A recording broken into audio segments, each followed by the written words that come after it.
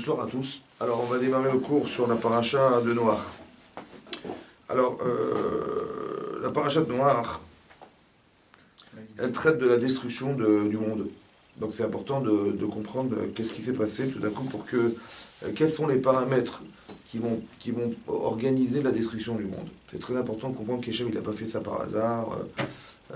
Et donc, il y a des paramètres qui sont là pour dire que le monde ne peut pas subsister s'il manque des paramètres essentiels. Alors, c'est marqué que... Donc, on nous dit que Noach était un tzaddik et que finalement, le monde, il aurait dû être détruit. À la fin de la paracha de Béchit, on voit que Hachem, il regrette d'avoir créé l'homme, etc. Donc, ça veut dire que, bon, il faut aussi comprendre ce que ça veut dire d'avoir regretté d'avoir créé l'homme, parce qu'il n'a que des mauvaises pensées permanentes. Et Hachem devait détruire le monde, et tout à coup, il va trouver Noach, qui était Motsechem Be'enei Hachem, qui a trouvé grâce aux yeux d'Hachem. D'accord? Donc, il y a quelque chose dans Noach qui a permis à lui tout seul de permettre que le monde peut continuer à vivre. C'est-à-dire qu'avec un seul homme sur la terre, ça suffit. Dans tout l'univers, comme Adam Arishon au départ. Et on nous dit qu'il a eu 3 enfants. Et à la suite de ça, Vatishachet Haaretz. La terre s'est corrompue. L'Ifne Elohim devant Hachem. Vatimale Haaretz Ramas. Et la terre était remplie de vols. Alors Vatishachet. Rachid dit c'est quoi la corruption? Rachid dit qu'il y a 2 choses, en fait du Midrash, que ce qui a détruit, qui est à l'origine de la corruption du monde, bah, c'est l'adultère, ouais, et l'avodazara, l'idolâtrie. Et après le Hamas, le vol. Le vol, c'est ce qui a finalisé en fait la décision d'Hachem. Alors quand on y réfléchit, l'adultère, c'est quoi l'adultère? Qu'est-ce qui est grave dans l'adultère? Le fait de tromper sa femme. C'est quoi qui est grave? Ou de souffrir son mari. De découcher dans un endroit. Enfin... C'est quoi le problème? C'est quoi le problème? Ouais. Bon. Quand on se marie, quand on est célibataire, bon bah, on crée un potentiel de vie. Ça va? Mais sa véritable vie, elle va démarrer quand on est en couple. Pourquoi? Pour des raisons spirituelles évidentes. C'est qu'on devient par son épouse et son mari. Ça va? Que tout ce que vous êtes au fond n'est que du potentiel, mais la réalité de l'homme, c'est de partager ce qu'on est, ça va? Soit d'être confronté à une situation de vie, soit de pouvoir apporter quelque chose. C'est vrai? Et avec vos enfants, c'est pareil. Donc, il y a quelque chose qui dort en moi, mais qui est mis en éveil parce que l'épreuve du mariage, on n'est pas dans la capacité à pouvoir cohabiter ensemble, mais de coexister ensemble. On partage des sentiments, on partage des sensations, on est à l'écoute de l'autre, on est critique sur l'autre, etc. Donc, j'ai toujours expliqué que le mariage, c'est un filtre, en fait. Vous comprenez? Quand vous êtes célibataire, vous faites ce que vous voulez de votre vie, mais quand vous êtes marié, tout à coup, tout ça met en exergue. Il y a votre femme vous regarde, vos enfants vous regardent avec un microscope. Comment vous dire, tout ce que vous allez être, finalement, c'est ce que vous allez transmettre. Et si vous êtes débile, et si vous n'êtes pas logique, et si vous n'êtes pas avec des valeurs, bah, vos enfants, ils seront tordus. Ça va? Donc, par obligation de rendre des enfants bien, bah, on est obligé de se changer. D'être des jambons. Ça va? Et donc, c'est pour ça qu'il faut faire très attention que quand on vit en couple, on doit comprendre ce principe de base. C'est un truc qui a été organisé par Hachem. Ça va? C'est clair et net. Donc, le mariage, en vérité, c'est ce que dit l'Agma dans Yvamot, que tant qu'un homme n'est pas marié, c'est pas un homme. Ouais? Il n'a pas de bracha, il n'a pas de machin, il n'a pas de Torah, il n'a pas de etc. Ça veut dire que vous comprenez pourquoi? Parce que quand on est célibataire, c'est comme si on avait pris la Torah du livre. Ça va? Quelqu'un peut être toute la Torah, mais il n'est pas dans l'expérience de la Torah, il est comment dire, dans la connaissance de la Torah. Mais quand est-ce que ça va se vivre? Voilà, on fait un cours aujourd'hui. Quand est-ce que vous allez lire la Torah? Quand vous allez sortir dehors. Maintenant, qu'est-ce que vous faites de la Torah maintenant dehors? Ça va? Donc il y a la connaissance de la Torah et l'expérience de la Torah. Et l'expérience vécue, c'est l'expérience qui se vit en couple. Ça, c'est une question pratique. Ça va? Mais une question beaucoup plus profonde, ouais, c'est d'expliquer, comme ça, le Maral l'explique là-bas, il dit, dans la Gemara de Bamissia, il dit que quand un enfant naît, conçu, oui, la Gemara explique dans l'Ida, que dès la conception de l'enfant, l'ange demande à Hachem cette gouttelette-là, qu'est-ce qu'elle va venir? Ça va? Et à part ça, hein, on désigne une femme, une neshama féminine, bat ploni, cette fille-là, n'est ploni pour lui. Ça va? Donc il y a une femme qui lui correspond. Alors, c'est la femme potentielle, la femme réelle, bon, on va pas rentrer là-dedans. Ce qu'il en reste, c'est que il y a du féminin qui va s'associer à du masculin. Comme pour dire que la neshama masculine n'a de sens que si elle peut s'associer à du féminin. Et la neshama féminine, la partie féminine de la neshama, elle n'a de sens que si elle pourrait s'associer un jour à du masculin. Donc la neshama, elle est quoi finalement? Elle est masculine-féminine. il y a une partie féminine, une partie masculine. Oui. Donc quand un homme se marie, en réalité, le jour de la choupa, il associe son féminin à son masculin, et sa femme, elle s'associe à son masculin pour arriver à entériner son féminin à elle. C'est clair? Maintenant, si une femme elle trompe son mari, qu'est-ce qui se passe? Al pi halakha, eh ben, elle trompe son mari, avec témoin et tout, elle doit divorcer. Donc elle doit se séparer de son mari. Oui, c'est clair. Mais séparer de son mari, c'est pas seulement se séparer physiquement, c'est pas de refaire sa vie, c'est de comprendre qu'au départ, il y avait un projet divin. Parce que si Hachem, il a organisé ce couple, il a fait qu'ils se sont rencontrés, ils s'aimaient, etc., c'est qu'au fond, cet homme, il contient cette femme en lui, et cette femme, elle contient cet homme. C'est ça qu'il faut comprendre. On ne fait pas le choix d'une femme comme ça. On fait le choix de son féminin intérieur. Oui, c'est une petite allusion dans la Torah, c'est marqué, quand Hachem, il a créé l'homme, dans la paracha de Bereshit, c'est marqué Zachar ou Nekava Barotam. Il les a créés mâle et femelle. Oui. Comment ça, mâle et femelle? Il a créé un homme, et de l'homme, il a créé la femme. C'est du quoi, mâle et femelle? On explique qu'il a créé un être masculin-féminin. C'est-à-dire que l'homme, il est masculin, essentiellement masculin, mais il porte du féminin en lui. Ce féminin est à construire, donc il va construire avec son épouse. Le choix du féminin, c'est le choix de son féminin. Ouais, quand tu dis j'ai celui tombé amoureux de ma femme et je vais l'épouser absolument si elle n'est pas une autre, en fait, tu sais pas, mais en fait, au fond, tu vas épouser ta partie féminine, ta partie féminine spirituelle. Ok? Maintenant, si un homme, sa femme le trompe, qu'est-ce qui se passe? Ils vont divorcer, ils vont devoir se quitter. Ça veut dire que le projet qui était de départ, il est coupé en deux. Prendre la femme de l'homme, ouais, c'est l'empêcher d'exister spirituellement. C'est-à-dire que le projet du départ d'Hachem, il a été carrément caduque, annihilé, complètement explosé. Vous avez compris? C'est ça qui est grave. C'est pas la relation extra-conjugale qui est grave. Parce que bon, bah, c'est pas grave, ils se comprennent. Elle sait qu'elle a eu des torts, lui il a eu des torts, ils se divorcent et c'est terminé, on refait sa vie. Ça s'arrange, hein. C'est pas ça qui est grave. Ce qui est grave, c'est le projet initial organisé par Hachem. Que spirituellement, de déchirer cet déchirement en deux. Et bon, chacun vit sa vie, mais finalement, le projet qui aurait dû se réaliser, bah, il s'est raté à cause de la volonté de l'homme et de la femme d'avoir un trompé son mari, l'autre d'avoir trompé le mari de la femme de cet homme. Tu comprends? Ok. Ça, c'est ça qui est grave. Donc là-bas, hein, donc l'adultère, c'est grave. On comprend que c'est grave. C'est beaucoup plus grave que ce qu'on croit. À part ça, hein, la Vodazara, bah, c'est la relation verticale que j'ai avec Hachem. Quand je fais la Vodazara, quelqu'un qui pratique la Vodazara, idolâtrie, il a complètement occulté qu'un Dieu est à l'origine de tout. Le type, il respire grâce à Dieu, et il va tromper Dieu en trahissant Hachem devant une Avodazara. C'est clair? Donc c'est cette partie verticale. Et à part ça, il y a le vol. Le vol, c'est quoi? C'est ce qui nourrit l'homme. Je lui prends sa subsistance, je lui prends son argent, je le vole. Donc je le tue à petit feu. Vous avez compris? Soit je tue son corps, soit je tue sa Nessama, soit j'occulte le fait que Dieu existe. Ces trois paramètres sont essentiels. Que s'il n'y a pas un de ces trois éléments, le monde ne peut pas subsister. C'est ça qu'on apprend de là. Donc quand Hachem voit que le monde est rempli de Hamas, qui va finaliser la décision d'Hachem, oui, alors il y aura destruction du monde. C'est clair? C'est-à-dire que nous, on doit construire l'inverse. Une relation avec Hachem. Quand on dit Shalom Bayit, entretenir son foyer, bah, c'est permettre d'être épanoui dans son foyer. Ouais. On ne se rend pas compte que quand on n'est pas clair avec sa femme ou son mari, eh ben, on peut engendrer une destruction, pas seulement de son couple, mais du monde. Je ne sais pas si vous vous rendez compte de ce que ça veut dire. Être bien en couple, c'est pas simplement un problème social. Et à part ça, hein, le vol, c'est-à-dire la relation à l'autre. Ouais. Faire vivre les gens. Ouais. Pas exploiter la relation que j'ai à l'autre, mais de vivre ensemble. Le vivre ensemble, ça veut dire qu'on est toujours plus fort à deux que seul. Ouais. Que bah, dans une société, dans un gouvernement, bah, on investit de l'argent pour permettre à des gens d'exister. Et il y a des banques pour permettre à des gens de travailler, il y a des, etc., etc. On voit bien que quand il y a des crises, bah, ça crée du chômage, ça crée des, comment dire, des conflits, ça crée des zizanies, ça crée plein de choses. Donc il faut entretenir une raison d'être. Mais c'est pas en vérité le côté logique social qui s'est organisé n'a de sens que parce que dans la Torah c'était marqué comme ça. Vous avez compris? Quand il y a marqué dans le Midrash Rabbah que Hachem il regarde dans la Torah, il crée le monde, il dit Vaïor, il le lit dans la Torah et la lumière elle se met en place. L'autre Tixdon ne vole pas, il dit ne vole pas, et bien tout de suite il y a l'esprit de ne pas voler. Ouais. Donc quand on vole, on va contre un esprit organisé divin du départ. La logique c'est de ne pas de voler. Mais comment c'est cette logique? Pourquoi on n'aurait pas imaginé une société où les gens s'entretuent et la voie du plus fort est la meilleure, et puis voilà, on vit comme ça, et si tu es fort, bah tu vis, si tu vis, si tu es pas fort, tu meurs. Pourquoi on a passé dans cette logique-là? On a une logique de non, il ne faut pas voler, on fait des lois, mais les goïms, ils ont structuré la société pour qu'un type aujourd'hui, il puisse transgresser la loi, il transgresse l'éducation, il transgresse la morale, il transgresse la police, il transgresse la prison, il transgresse plein de choses. Pour arriver à faire ça, c'est dur aujourd'hui, oui. Mais pourquoi on est rentré dans cette logique au départ? Parce que dans la Torah, c'est marqué l'Otixol ne vole pas, l'Otinaf ne pratique pas d'adultère. Donc, l'atmosphère dans laquelle on vit a été insufflé un esprit de Torah.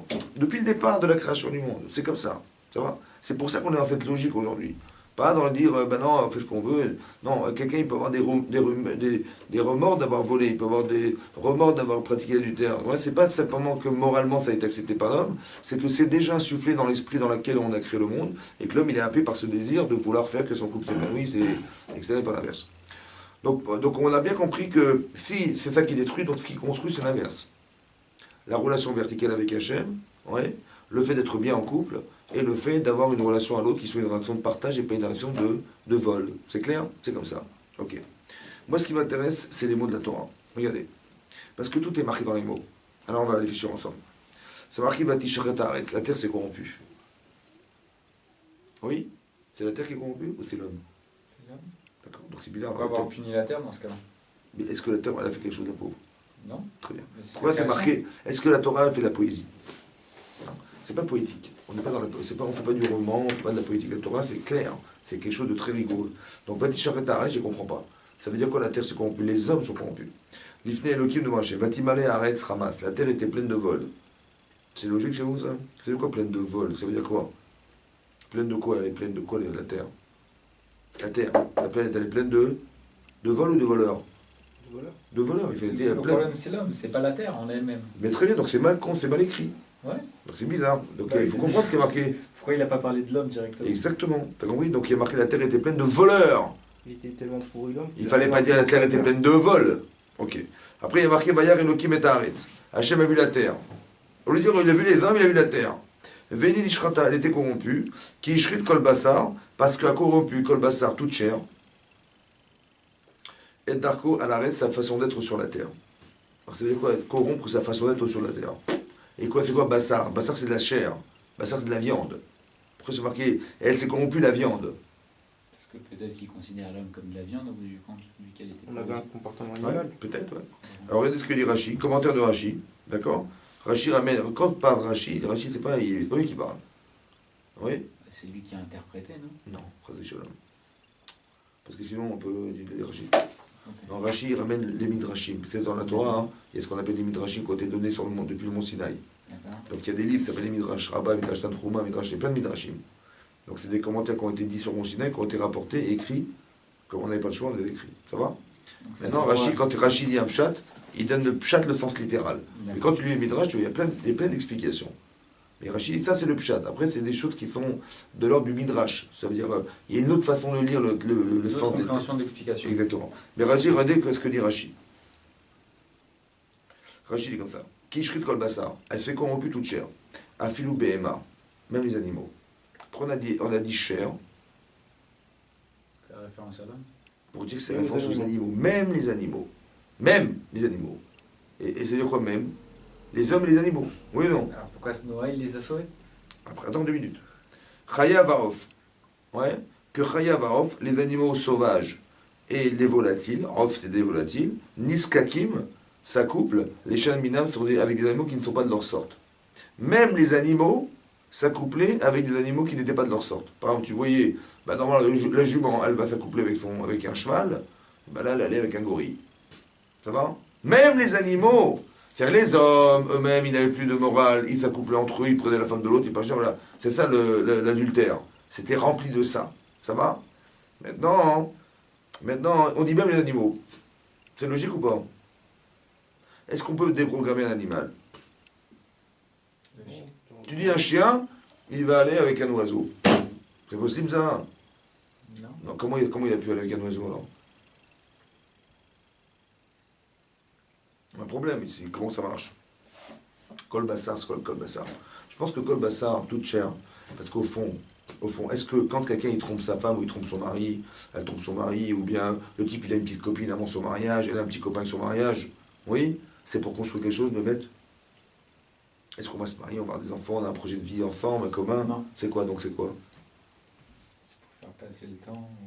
C'est quoi? Le type aujourd'hui c'est elle, demain c'est une autre, etc. Et puis bon, c'est sympa, on est C'est des ensemble. envies de chair, c'est pas des envies De spirituelles. chair, c'est le bassard. En vérité, il n'y a que du bassard. Vous comprenez? C'est ça le problème. C'est quoi le danger de ça? De rester au stade De rien animal, quoi. construire. De rester au stade animal. Mais pourquoi? Parce que de toute façon, cet acte-là, il va le faire après marier. En quoi c'est un acte animal? Ah, mais après marier, c'est pour construire. Là, ça construit pas, ça. En quoi il est animal? C'est pour construire. Un type, il se fait plaisir, il a une petite copine, elle est contente, il est d'accord, machin, mais qu'est-ce qu'il y a? Quel est le problème? Mais En gros, c'est animal. Il n'assouvit que des plaisirs, des plaisirs Bah, quand tu physiques. joues au foot, t'es un animal. Quand tu vas faire du tennis, t'es un animal. Ah. Bah, lui, il va faire du sport comme ça, il y a du sport, c'est son sport. Ouais. Avec un S ou sans S? Bah, si t'enlèves le S à sport. Ouais, ça c'est un port. Ouais. Tu as compris? Mais non. Mais non, pourquoi c'est grave? C'est pas ça le problème, vous avez pas compris, c'est pas ça le problème. C'est quoi le problème? C'est quoi le problème d'avoir des copines avant le mariage? Ou des copains avant le mariage, c'est quoi le problème? Vous voyez pas? Non. Ah, je vais t'expliquer un truc. Pourquoi le type, il veut absolument avoir sa petite... S'il n'a pas de copain, et s'il n'a pas une petite copine, ou il n'a pas un petit copain, la fille elle est comme une folle, lui il est comme un malade, il dit, mais je suis un homme quand même. Oui, non? Il a besoin de trouver Mais comment son- il voit la femme? Comment il perçoit la femme? S'il n'y a pas d'obligation, s'il ne se sent pas dans l'esprit de construire avec elle quelque chose, C'est un loisir, c'est un loisir. Donc la femme c'est quoi? un objet. La femme c'est l'objet. D'où l'intérêt des Shido en fait. Hein? D'où l'intérêt des Shido. Non mais est-ce que c'est un objet? Par exemple, quand tu vois une femme à moitié nue sur une affiche pour vendre une voiture, ça te choque ou pas? La voiture, la fille. Non, la voiture, je parle de la voiture. Est-ce que ça choque de voir une voiture? Non, je pense pas que ce soit la femme qui va. Est-ce que ça choque ou pas? La fille, Oui. c'est un mannequin, elle est très belle, elle gagne très bien sa vie, on la prend en photo, elle gagne des millions. C'est beau ou pas? C'est un beau métier ou pas? Elle est belle, hein. Si Hein? c'est ta Le fille problème, sur c'est que ça l'affiche. donne une mauvaise image de la femme, ça fait femme-objet quoi. Et ça choque ou pas? Ça peut choquer. Est-ce que ça te choque? Continue, je vais regarder. Mais Non. les gens, ils voient. Si on a fait ça, c'est pour acheter, pour vendre des voitures. Mais c'est vicieux. Et c'est vicieux. Ouais? Hum. Ok. Imagine, Chazvé Shalom, hein, c'est ta sœur qui est sur la photo. Hum. Qu'est-ce que tu fais? Tout à coup, qu'est-ce Je que tu fais? préfère pas y penser. Je dis, Je oui, fais les mais maboules. qu'est-ce que tu fais? C'est ta sœur qui est sur la photo. Tu roules en voiture et tu vois ta sœur à moitié nue pour vendre des voitures. Qu'est-ce que tu fais? Tout à coup, ça change tout. Hein. Hum. Ça change quoi? Bah, tu vois plus la femme, tu vois la sœur. Hum. Mais en vérité, la partie morale, familiale, qui est la sœur, elle choque. Mais la femme aussi, ça devrait autant choquer. Pourquoi une femme se fait pour ça, franchement? Tu vois? Ça veut dire que le problème, c'est qu'on a dénaturé la relation féminine. On a dénaturé l'image qu'on devrait avoir d'une femme. Après, c'est pas ça. C'est un peu ce que Youssef il a fait quand Esav est arrivé, et il a retrouvé Yaakov. Yaakov, il a présenté ses enfants et ses femmes. Ouais. Mais quand il est arrivé devant Rachel, Youssef, il s'est mis devant sa mère. Il a dit, je veux pas que cet homme il mette les yeux sur ma mère. Ma mère, elle était très belle. J'ai pas envie qu'il la regarde d'une manière sexuellement insupportable. Donc il a dit, elle n'est pas faite pour ça, ma mère. Tu vois? Donc il y a la beauté qui sert, la beauté qui ne sert pas. Tu vois? Le problème, c'est que c'est un problème de chien. C'est quoi le problème de fond? Il a une copine, deux copines, trois copines, 10 copines, 100 copines. Ouais, il changeait tous les 2 mois, il changeait. En vérité, c'est très très très compliqué d'arriver à se marier et de perdre cette relation à la femme objet. Vous comprenez le danger? Parce que je t'explique un truc. Le type, il va être marié au bout de 5 ans, ça va? Sa femme, il la connaît par cœur. Il la connaît par cœur, ça va? Et puis bon, moi quand j'étais jeune homme, j'avais une copine là-bas, j'avais une copine là-bas, le type il a eu toujours des copines, ouais. À un moment donné, oh, elles sont le plaisir qu'il a eu un jour d'avoir des copines, il a disparu puisque maintenant il s'est fixé. Mais au bout de 5-6 ans, qu'est-ce qui va se passer à ton avis? Hein? Se lasser et- Ben, nostalgique hein, quand même. Donc le besoin de la femme, ce besoin de cette femme-là, il va pas le perdre, il faut faire tes choix là-dessus ou pas? Évidemment, parce qu'il va tromper sa femme, évidemment, c'est évidemment comme ça. Ou son mari, c'est pareil. Et avec tous les trucs aujourd'hui qu'il y a les réseaux, les machins, tu penses bien que c'est une catastrophe. Mais vous avez compris le danger de ça? Ça va? C'est-à-dire que le type, il peut tomber dans un panneau d'Yetzer, d'une aventure extra-conjugale, il va perdre l'essentiel de sa vie. Parce que sa femme, il aime sa femme, il aime les femmes, il aime ses enfants. Et le type, il est prêt à faire le pas et de casser tout ce qu'il a construit sous prétexte que monsieur va assouvir un besoin qu'il a jamais assouvi. Vous avez compris ce que je veux dire? C'est ça qui est grave. C'est pas les. Va faire du sport, c'est pas grave, c'est mieux. Et pourquoi le type il fait du sport autrement, c'est grave. C'est ça qui est grave, vous comprenez ou pas? C'est qu'on a dans l'idée l'image de la femme qui est carrément faux. Oui, et l'inverse aussi, une femme elle peut avoir une idée d'un homme carrément faux, ça va? Et ça crée des problèmes parce que la ramification de ça, c'est l'homme-objet, l'homme qui amène le bien, l'homme qui rassure, l'homme machin, mais il est où le mari? Le gars, il y a marqué BNP là, tu vois, marqué banque, il est marqué. Il est où le mari? Et où elle est où la femme? Tu vois, il confond la femme et les femmes, il va faire un amalgame entre sa femme et les femmes, ou sa femme qui est la mère de ses enfants et les femmes en général. Parce que lui, il a toujours fait, il a jamais fait la différence au départ. C'est ça qui est dangereux, vous avez compris? C'est ça que la Torah veut dire, c'est que c'est destructeur du monde, c'est déstabilisant. Ça va? C'est pas par hasard que la Torah dit qu'il faut éviter ça. Quand la Torah dit qu'il faut éviter d'avoir des relations avant son mariage, c'est pas pour embêter le monde. C'est parce que si tu rentres dans ce jeu-là, tu rentres dans le besoin qui est un besoin corporel nécessaire, mais qui est mal axé, parce que c'est cette volonté de se retrouver avec sa femme, c'est l'exploitation de l'amour profond qu'on doit avoir avec sa femme. Ça va? Comme ça, Rachid Abba, il dit, il y a un Rachid dans Sota, le Masechet Sota. Il dit qu'une Sota, c'est une femme qui a trompé son mari, ouais, qu'on soupçonne d'avoir trompé son mari. Ouais, oui. Elle avait un amant. Elle avait un amant. On soupçonne parce qu'elle parle avec lui, etc. Et donc on va lui faire un test. C'est quoi le test? C'est de lui faire boire des eaux de Sota. Ouais, donc ça s'appelle le test amant. On lui fait un testament. Oui. Avant, les gens, aujourd'hui, il y a des détectives. À l'époque, il y avait des détectives, donc c'est l'Ancien Testament qu'on faisait aux femmes qui pouvaient tromper leur mari. Et c'est un problème parce que quoi? Parce qu'elle, elle vit une situation de vie comme ça. L'Agma dit, la Torah dit, qu'elle doit amener un sacrifice, une offrande, qui est fabriquée à partir de farine d'orge. Et là-bas, l'Agma dit pourquoi de l'orge? Parce que l'orge, c'est ce qu'on donne aux animaux. Et l'Agma dit qu'elle a fait un acte animal. En quoi cet acte il est animal? Parce qu'il a fait avec son mari, il a fait avec son amant, c'est pareil. En quoi il est animal, l'acte? Alors l'Agma dit, pourquoi Rachid explique là-bas Rachid? Il dit parce qu'un animal, il peut avoir plusieurs concubines. Un chien, il va dans la rue, il voit une femelle, il va avec elle, il voit une autre femelle, il va avec elle. Il n'a pas concentré sa vie avec une femme. Nous, on n'a qu'une seule femme. Tu vois? Donc dès l'instant où on se sépare de l'unicité de la relation avec une femme, on devient animal. On est comme le petit chien qui se balade dans la rue et qui va... Tu as compris? C'est ça le côté animal. Il faut être capable de concentrer tout l'amour qu'on a dans un couple qui est réservé à sa femme ou à son mari uniquement, réservé à elle parce que ma femme, c'est celle que j'ai choisie. Et cette femme, en vérité, que je vois physiquement devant moi, c'est la femme spirituelle qui est en moi, que je dois entretenir en moi pour devenir mâle et femelle. Vous avez compris?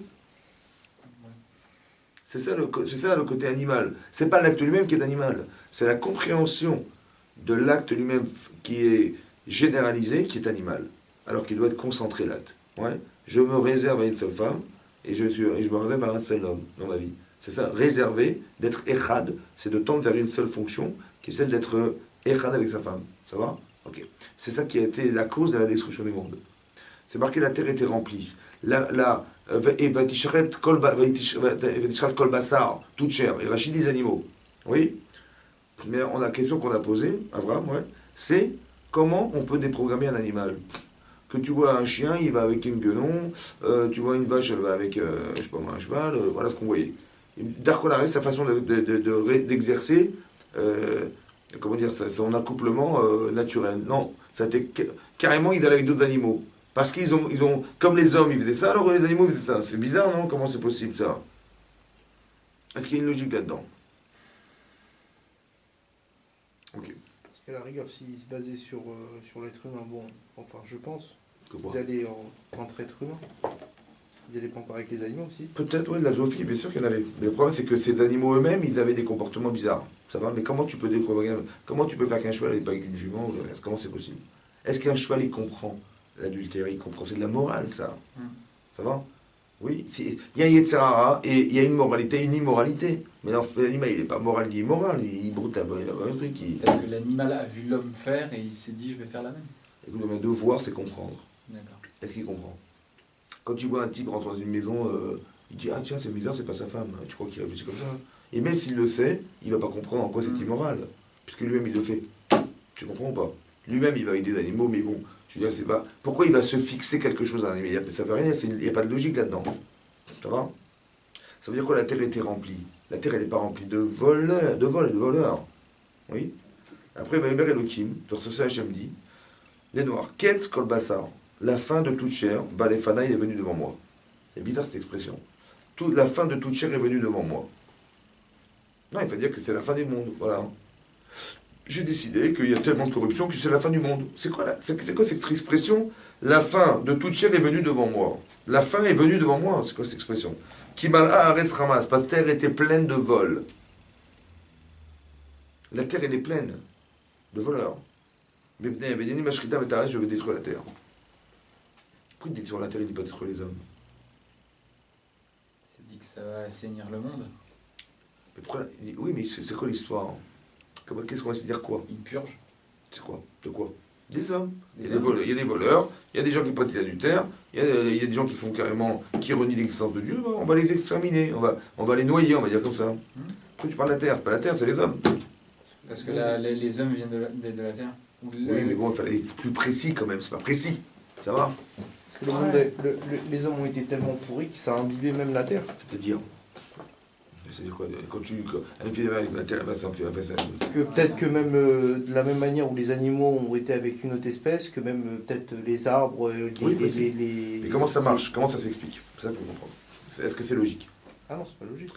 Alors on a appris, moi j'ai appris comme ça, un truc comme ça. De là j'ai appris quelque chose. C'est très fort. Écoutez bien. Quand on fait une mitzvah, on ne se rend pas compte en fait. Nous on croit hein, que voilà, j'ai mis de la tzedaka, j'ai fait ma prière, j'ai mis mes téfilines, Baruch Hashem, voilà. Dans mon monde futur, j'ai une case là-bas et j'ai mis des objets là-bas que je vais retrouver à la fin de ma vie. Oui? Aucun rapport. En vérité, je ne sais pas ça du tout. Quand on fait une mitzvah, on crée quelque chose de positif. Je vous explique. Vous avez une énergie intérieure qui est Neshama. Quand vous faites un acte, vous avez choisi la partie Neshama qui va sortir de vous en fait. Comme le Zohar il dit, quand on fait une mitzvah, on crée un ange. Oui? Ça veut dire quoi? C'est pas d'où il s'inspire le Zohar, parce qu'il dit quand dans la paracha de Vaïra c'est marqué qu'Hachem va demander à Abraham de sacrifier son fils, et finalement il y a un ange qui lui dit stop, d'où il vient cet ange? Alors le Zohar il dit qu'il vient de la mitzvah qu'Abraham a faite. C'est l'ange qu'il a créé par sa mitzvah, ouais, qui vient lui dire stop. Tu as compris? Tu te rends pas compte en vérité que tu crées quelque chose de spirituel. L'expression de ta volonté se sort de toi un ange. Ça va? Tu crées une valeur positive spirituelle. L'inverse aussi est vrai. Quand un homme il fait l'avéra, il crée un esprit négatif autour de soi, duquel on peut être influencé. Par exemple, si aujourd'hui l'homosexualité est tolérée, et qu'on fait des lois pour messieurs et qu'ils aient des enfants, qu'ils puissent adopter des enfants, qu'ils puissent vivre en couple, etc., qu'on va faire des mariages mixtes, etc. D'un côté, il y a des gens qui se révolutionnent, et d'un côté, des gens qui acceptent. Et à la fin, hein? Comment ça se fait qu'intellectuellement, c'était pas supportable? Comment ça se fait qu'intellectuellement, tu vas dire, bah, cet enfant, il n'a pas de père, il n'a pas de mère, mais c'est pas grave, on s'arrange, c'est pas grave, on va trouver des solutions. Pourquoi tu vas trouver des solutions? Ça va? Comment ça se fait qu'au départ, c'était grave? Comme l'adultère, il y a une trentaine d'années, c'était condamné à la prison. Aujourd'hui, les gens disent non, c'est aussi de sa faute, c'est aussi de la faute de sa femme, c'est de la faute de son mari, sa famille, bon, bah, c'est pas grave, ils vont divorcer, puis bon, chacun refait sa vie. On va pas envoyer des gens en prison parce qu'ils font l'adultère quand même, ça va? Ils ont tué personne. Voilà. Avant, c'était condamné à prison, aujourd'hui, non.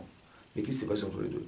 Parce qu'il y a eu tellement d'adultère, il y a eu tellement d'homosexualité exprimée, ressentie, dite, que après on a créé une atmosphère où aujourd'hui, c'est palpable.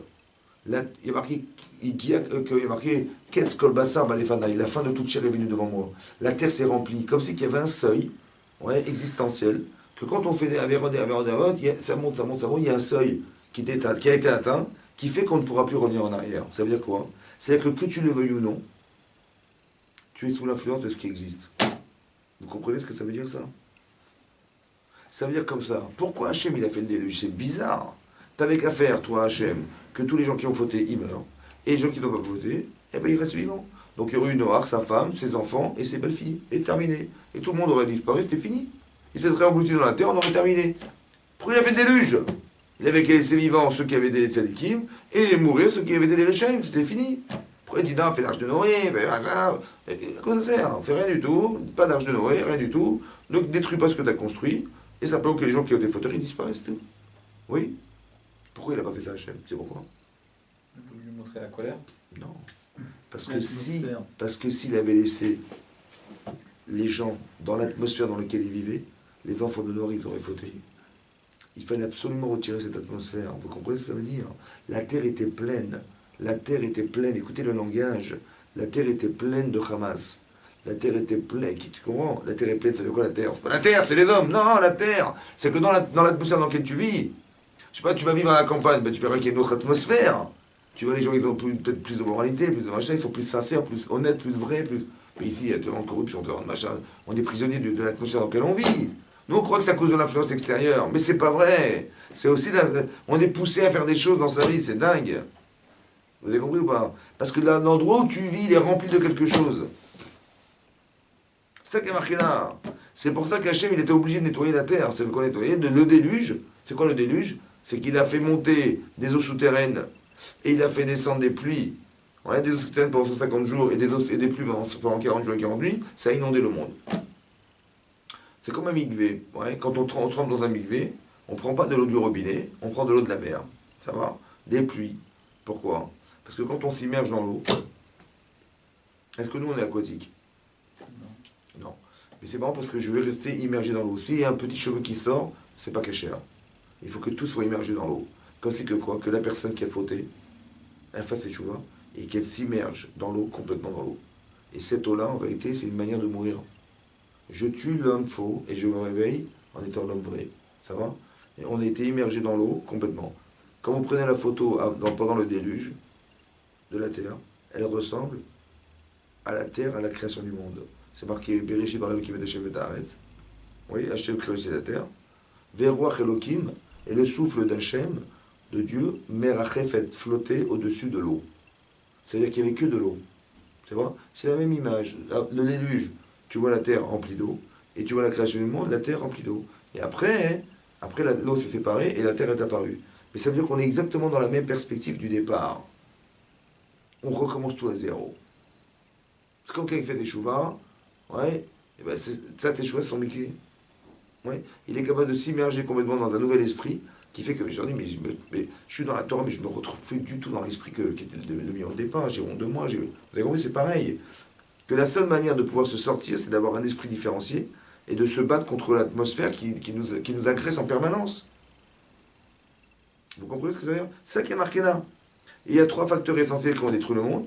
C'est la relation avec Hachem qui était carrément cassée, la relation à l'autre, parce qu'on lui pique sa femme, c'est-à-dire sa partie spirituelle constructive qu'on lui vole, ouais, et on lui vole son argent. C'est-à-dire ses moyens pour subsister. Ces 3 éléments, on lui vole son corps, on lui vole sa neshama et on lui vole Hachem. Vous comprenez? Ces 3 éléments essentiels.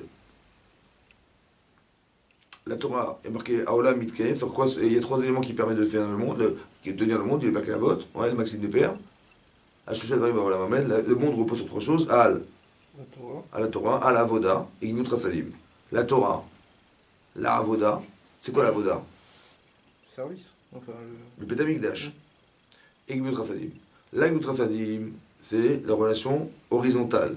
Chesed, ça veut dire que tu fais l'hospitalité, la tzedaka, etc. Donc il y a un échange avec l'autre. Ça, c'est Gimut Rasalim. La Avoda, le service, c'est la prière, donc c'est la relation verticale. Et la Torah, ben c'est quelqu'un qui n'est pas marié, il n'a pas de Torah. Vous comprenez? Qu'est-ce qu'il va exprimer? Donc la Torah, c'est ma relation spirituelle avec l'autre. Gimut Rasalim, c'est de permettre à l'autre d'exister financièrement, parce que s'il n'a pas les moyens, ben je vais l'aider. Ouais. Et donc je ne vais pas lui prendre son argent. Là, le monde, il va subsister. Mais l'inverse, on va le détruire. Vous comprenez? Que quand j'ai une relation malhonnête avec les autres, soi-disant parce que je dois vivre ma vie, ouais. Par exemple, il y a eu les subprimes il y a quelques années, vous vous rappelez? C'était quoi les subprimes? C'était quoi?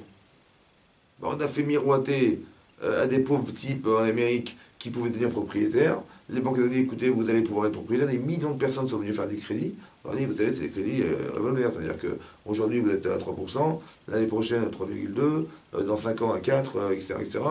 Je me dis, comment on va payer? Je dis, mais ne vous inquiétez pas, de toute façon, j'espère que vous allez avoir un bon métier vous allez changer votre vie, et puis on vous aide, et vous allez être propriétaire, et puis si un jour vous avez été à la gauche, vous vendez, c'est pas grave, au moins vous récupérez votre argent. Je dis, ok, donc ils ont lancé ça. Et les banques, ils ont investi là-dedans, et là. Finalement, qu'est-ce qui s'est passé? Ils ne pouvaient pas payer. Le prix de l'immobilier, il a chuté. Les types, ils avaient vendu leur maison, ils avaient encore des dettes énormissimes, et ils étaient sur la paille. Et toutes les banques, il y a beaucoup de banques dans le monde entier qui ont acheté ces actions, et elles ont coulé avec les banques qui avaient créé ces trucs-là. Maintenant, pourquoi ça a coulé? Ça a créé une catastrophe mondiale. Pourquoi, à votre avis? Parce que c'était véreux dès le début. Véreux depuis le début. On a exploité la souffrance des gens, on les a foutus à la paille. Vous avez compris ce que je veux dire? On va gagner du fric sur des pauvres. Vous avez vu ce qu'on a été chercher. Tu as compris ce qui se passe? Si tu leur fais des crédits, moi je fais un recède. Je vous fais des crédits minimaux, genre du taux 0, des machins, des taux à 5%, à 2%, 1%, pour que vous puissiez être propriétaire. Comme ça, vous serez heureux des propriétaires, et puis bon, profitez de l'argent de la banque. Voilà, c'est ça qui est. Non, on va faire du jour, mais l'argent sur vous.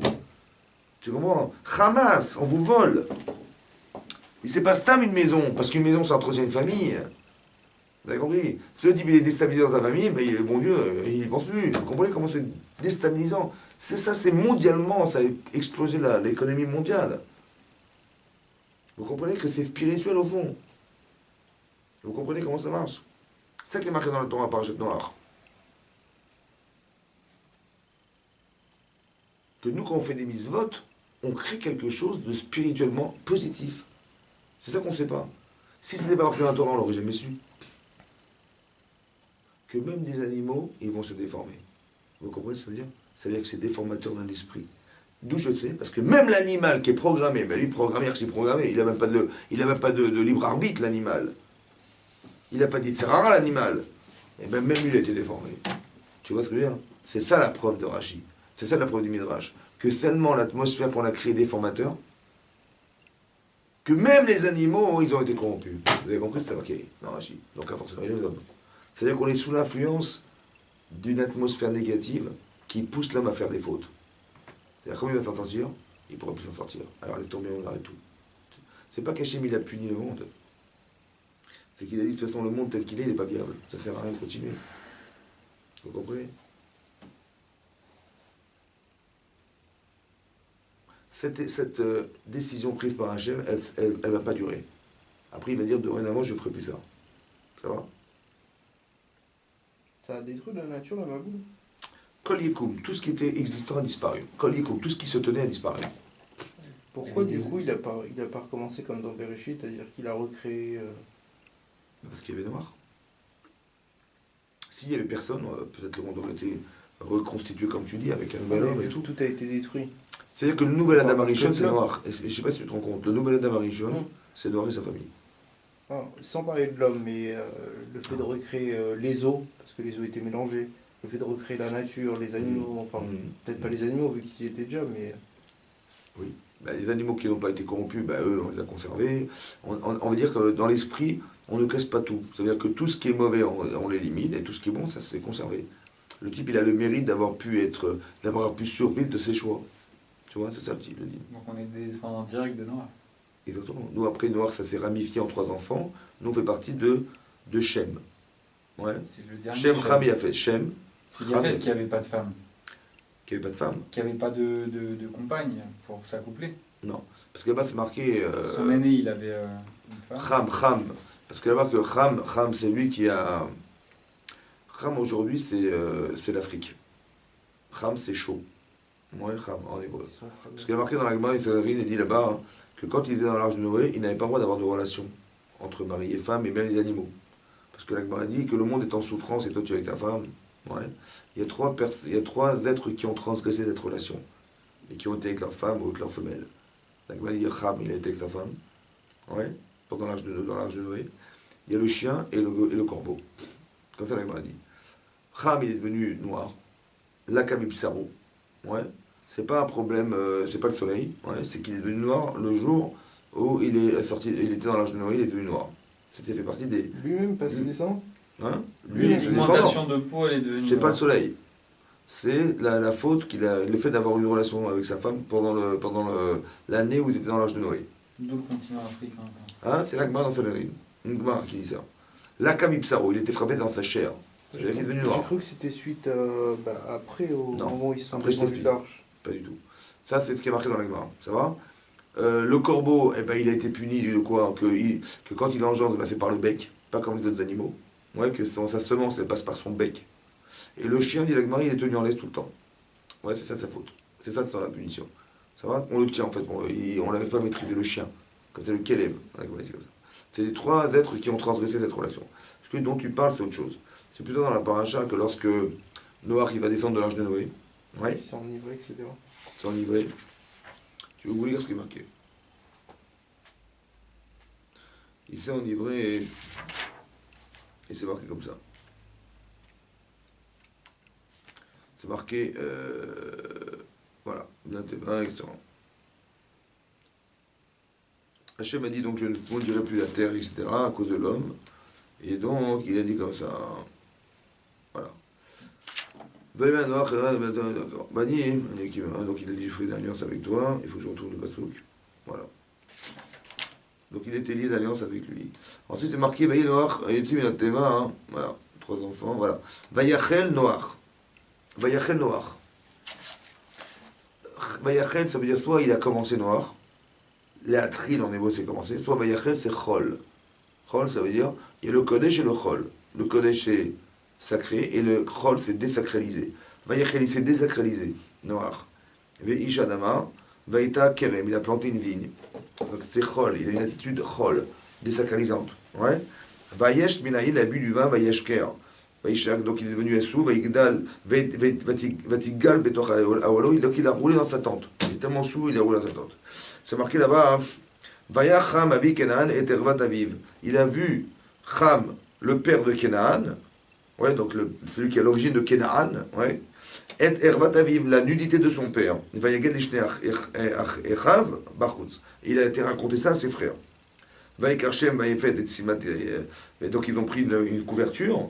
Vayassimu al Shrem, ouais, et donc ils l'ont déposé sur leurs épaules. Veshneem, Vayechoua Choralité, ils ont marché à l'envers, ouais, à reculons. Vayechasu, hein, Vayechasu Dervat Aviem, ils ont recouvert la nudité de leur père. Ou Pneem Achoralit, ouais, donc à dos, Vayervat Aviem, le Raoui, ils n'ont pas vu la nudité de leur père. C'est comme c'est marqué dans la Torah. Vaïket Noir Mieno, donc il s'est réveillé noir de son vin. Vaïeda et Tacher Asalo, Benoît Katan, il a vu ce que lui avait fait son fils, le jeune enfant, le cadet, d'accord. Vaïomer et Arour Kenan, tu seras maudit Kenan. Il parlait de lui. Aïved Avadim, Yelechav. Aïved Avadim, les serviteurs des serviteurs tu seras de tes frères. Vaïomer Baruch Hashem, le qui avait donc il a maudit son fils Cham à jamais d'être un Eved, un esclave, à jamais. Oui. Il a dit. Il lui a ramené la couverture pour couvrir son père. Voilà. Alors qu'est-ce qui s'est passé en fait? Alors, Rachid, hein? des trucs, ça a été beaucoup après ça. Alors regarde. Rachid dit comme ça. Je vous lis Rachid. Ah, il lui a enlevé. Alors regardez Rachid. C'est quoi qu'il a vu l'unité de son père? Alors Rachid dit 2 explications. Hein? Le découvrir, il a été chercher ses frères. Déjà. En plus, ça a été beaucoup plus long où il a voulu Rachid dit comme ça. l'héritage. Ouais, mais il s'est mis lui-même dans cette situation. Mais tu vois ton père à poil, tu vas chercher tes frères et sœurs pour leur dire Non, bah non. ouais, ou tu vas le couvrir Non, déjà. je le couvre. Mais c'est pas seulement ça. Ah oui, non, c'est qu'il lui a coupé tout. Il a Il y a 2 explications. Rachid dit comme ça. Partager l'héritage. Voilà.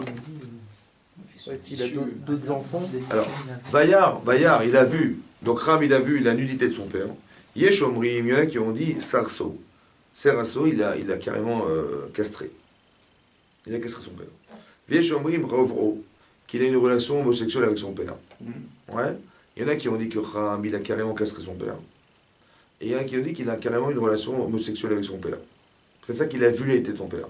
Pourquoi il a fait ça? 2 minutes. Pourquoi il a fait ça? Alors là, Rachid explique comme ça. Donc Lama dit comme ça. Alors il dit comme ça. Arour Kenan. Arour Kenan. Donc il a dit, son père a dit, tu seras maudit pour ce que tu as fait. Il dit pourquoi? Ata garam tali shelo olid ben revi. Il avait combien d'enfants noirs? 3. Il a dit, mais en me castrant, tu m'as empêché d'en avoir un 4e. Oui ou non? Ouais, Acher Alesham Shli pour me servir. Il dit Arou bincha revi liot meshamesh et zaram shelilu agdolim utal alehem torach avodat ameata. Il dit maintenant, à cause de toi, tes enfants, la 4e génération de tes enfants, donc c'est qui? C'est Ereskouch, comme ça dit le Lagma dans Ereskouch, le pays des Noirs, et Rabat le marché dit que c'est Eres Africa, c'est les Africains, ouais, qu'eux ils seront des esclaves à jamais. Ils sont descendants de Cham. Ça va?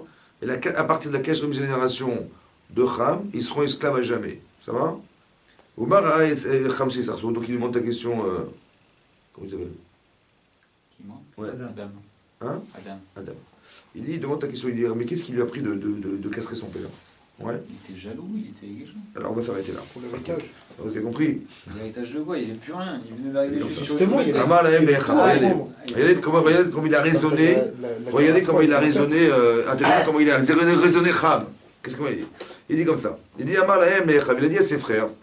Il dit Adam Arishon Shne Banim Ayulo. Adam Arishon, il avait 2 enfants. Ça va? Ve'arak Ze'etze Bishvil Yerushat Olam. Ils se sont entretués pour hériter du monde. Il dit, Vavinu yeshlo shlosha banim. Et notre père, il en a 3. Veodnu mevakesh al un quatrième. Ouais, c'est quoi l'idée? Que s'ils sont 3, si ceux 2 se disputent le monde, le troisième va dissuader un ou l'autre de se calmer. Ça va? Mais si on est 4, qu'est-ce qui se passe? On reste que 2 contre 2, et là ça va être comme qu'il y a des mecs, ils vont s'entretuer. Alors il vaut mieux quoi? Que mon père il n'ait pas 4e enfant, comme ça au moins on aura un tir chacun. Que on soit 4 et on risque d'être 2 contre 2, on risque de rien avoir. Ça va? C'est comme ça qu'il a raisonné. C'est bon? C'est ça qu'il a pensé, c'est pour ça qu'il a rendu eunuque son père. Il a dit à Arour, tu seras maudit. Est-ce qu'un père il peut maudire son fils à jamais? Certainement. C'est logique ou pas? Sous l'effet de la colère, je comprends, mais à jamais. Lui, sa descendance, etc. Et qu'est-ce qu'ils ont fait? Et qu'est-ce qu'elle a fait sa descendance pour être des esclaves? Lui, il a fauté, ok. Hein? Qu'est-ce que ça va que les. Il dit à jamais, il y aura toujours des esclaves jusqu'à la fin des temps. Arour Canaan. Pour lui montrer que ses actes auront une conséquence sur sa descendance. Et comment ça se comprend ça, madame? Comment tu comprends ça? Pour que les enfants de ses enfants se souviennent que leur ancêtre a Bien, fauté Renoir, vis-à-vis- là-dehors. Mais ils ont rien fait, les pauvres, ils sont très gentils, ces enfants. Ouais, peut-être, Hein, mais Copain je me dis que s'ils réfléchissent dans ce sens, ils vont comprendre que la punition, elle était... On va dire ça, Renaud, tu fais des poches. Alors, je vais vous dire un principe de base qu'il faut savoir. Parce que lui-même a Comme ça. modifié le monde à jamais. Alors, on va voir ce que ça veut dire. C'est comme ça. Tu sais, quand Caïn, il va tuer Evel, ouais, c'est marqué dans la Torah que quand Caïn tue Evel, Hachem dit Zme achicha soa kimelai. Les sangs de ton frère crient vers moi. La Gemara elle demande là-bas dans Sanhedrin, elle demande, elle dit mais quoi? Les sangs. Le sang. Il a tué combien de personnes? Une personne. Son frère. Il a dit les sangs de ton frère. Il dit parce que tu croyais que tu avais tué un homme, mais tu as tué tous ceux qui pouvaient vivre chez lui. Ça va? Qu'est-ce que tu apprends de là, Adam? Qu'est-ce qu'on apprend de là? Il a tué un homme ou il a fait un génocide? Dis-moi. Mais non, il a tué un homme. Où il a fait où le génocide? Et en comprenant l'essence, toute une génération qui pourrait pu... Qui descendent de cet homme qui a disparu. Tu es d'accord ou pas? Mais ils sont où maintenant? Ils sont pas là. Ils sont pas là, vu Alors ils sont où alors? Donc il a tué combien de personnes? Une. Alors c'est quoi le génocide? Potentiel. C'est quel potentiel? Ils sont où en vérité? En devenir. Ils sont où? Ils sont pas là, vu Ils qu'ils sont- ont jamais c'est été les hommes pris, bloqués. Ah, écoutez-moi bien, les juifs de Rigardan. Ils sont en lui. Ils sont en En lui. lui. C'est comme un pépin. Tu prends un pépin. Mhm. Il y a combien de pommes dedans? Rien, zéro. Il y a des millions de tonnes de pommes. Tu mets un pépin dans un terre, il pousse, il devient un arbre. Tu prends un pommier, tu prends un olivier, ça vit 200, 300, 400 ans. Combien tu vas faire de tonnes d'olives avec un olivier? Mais elles sont où les olives? Dans le grain. Pas dans le grain, elles sont dans le noyau. Ah non, on parlait Tu vois de- pas? Ouais. Mais où ils sont où tous ces descendants? Ils sont en lui. Donc quand tu tues le type, tu tues tout avec. Est-ce que vous comprenez? C'est ça logique. Oui ou non? Donc quand Rami faute, c'est qui faute? Mais c'est tout ce qui contient qui faute avec. Ce qui contient toute l'humanité de Ram, il la contient en lui. Cette humanité-là, il la contient en lui. Donc c'est est-ce qu'eux, ils vont être victimes de son erreur ou ils vont être le produit de son erreur? Ah, vous avez compris ça? Maintenant, là-bas, j'ai vu le Rav Toledano, Zichrono Rabbi Yaakov Toledano, qui était le Rav de Rosh Shiva du Rassi, ouais, il a écrit un Sefer, un livre. Et là-bas, il explique ici ce qui est marqué dans le Rashi là. Il dit comme ça. Il demande la question, il demande pourquoi d'abord tu dis 4e génération, et pourquoi Eved? Pourquoi un esclave? C'est vrai que Choukour dit, il l'a rendu à nu, il l'a rendu, comment dire, il a castré son père, je vois pas le rapport avec un esclave. En quoi le fait d'être esclave, ça vient solutionner son problème d'avoir castré son père? Alors lui, il dit comme ça, 4e génération, je comprends, parce que le 4e enfant. Il l'a empêché d'avoir un 4e enfant, 4e génération, c'est logique. D'accord. Mais pourquoi Eved? Ah, écoutez-moi. C'est quoi un esclave? Un ouvrier. Voilà, un type, il a pas d'argent, il vend sa force de travail, c'est... Ok? Oui, non. Il y a un principe dans la Torah qu'un Eved, tout ce qu'il a, ça revient à son maître. Tout ce qu'il fait, c'est pour son maître.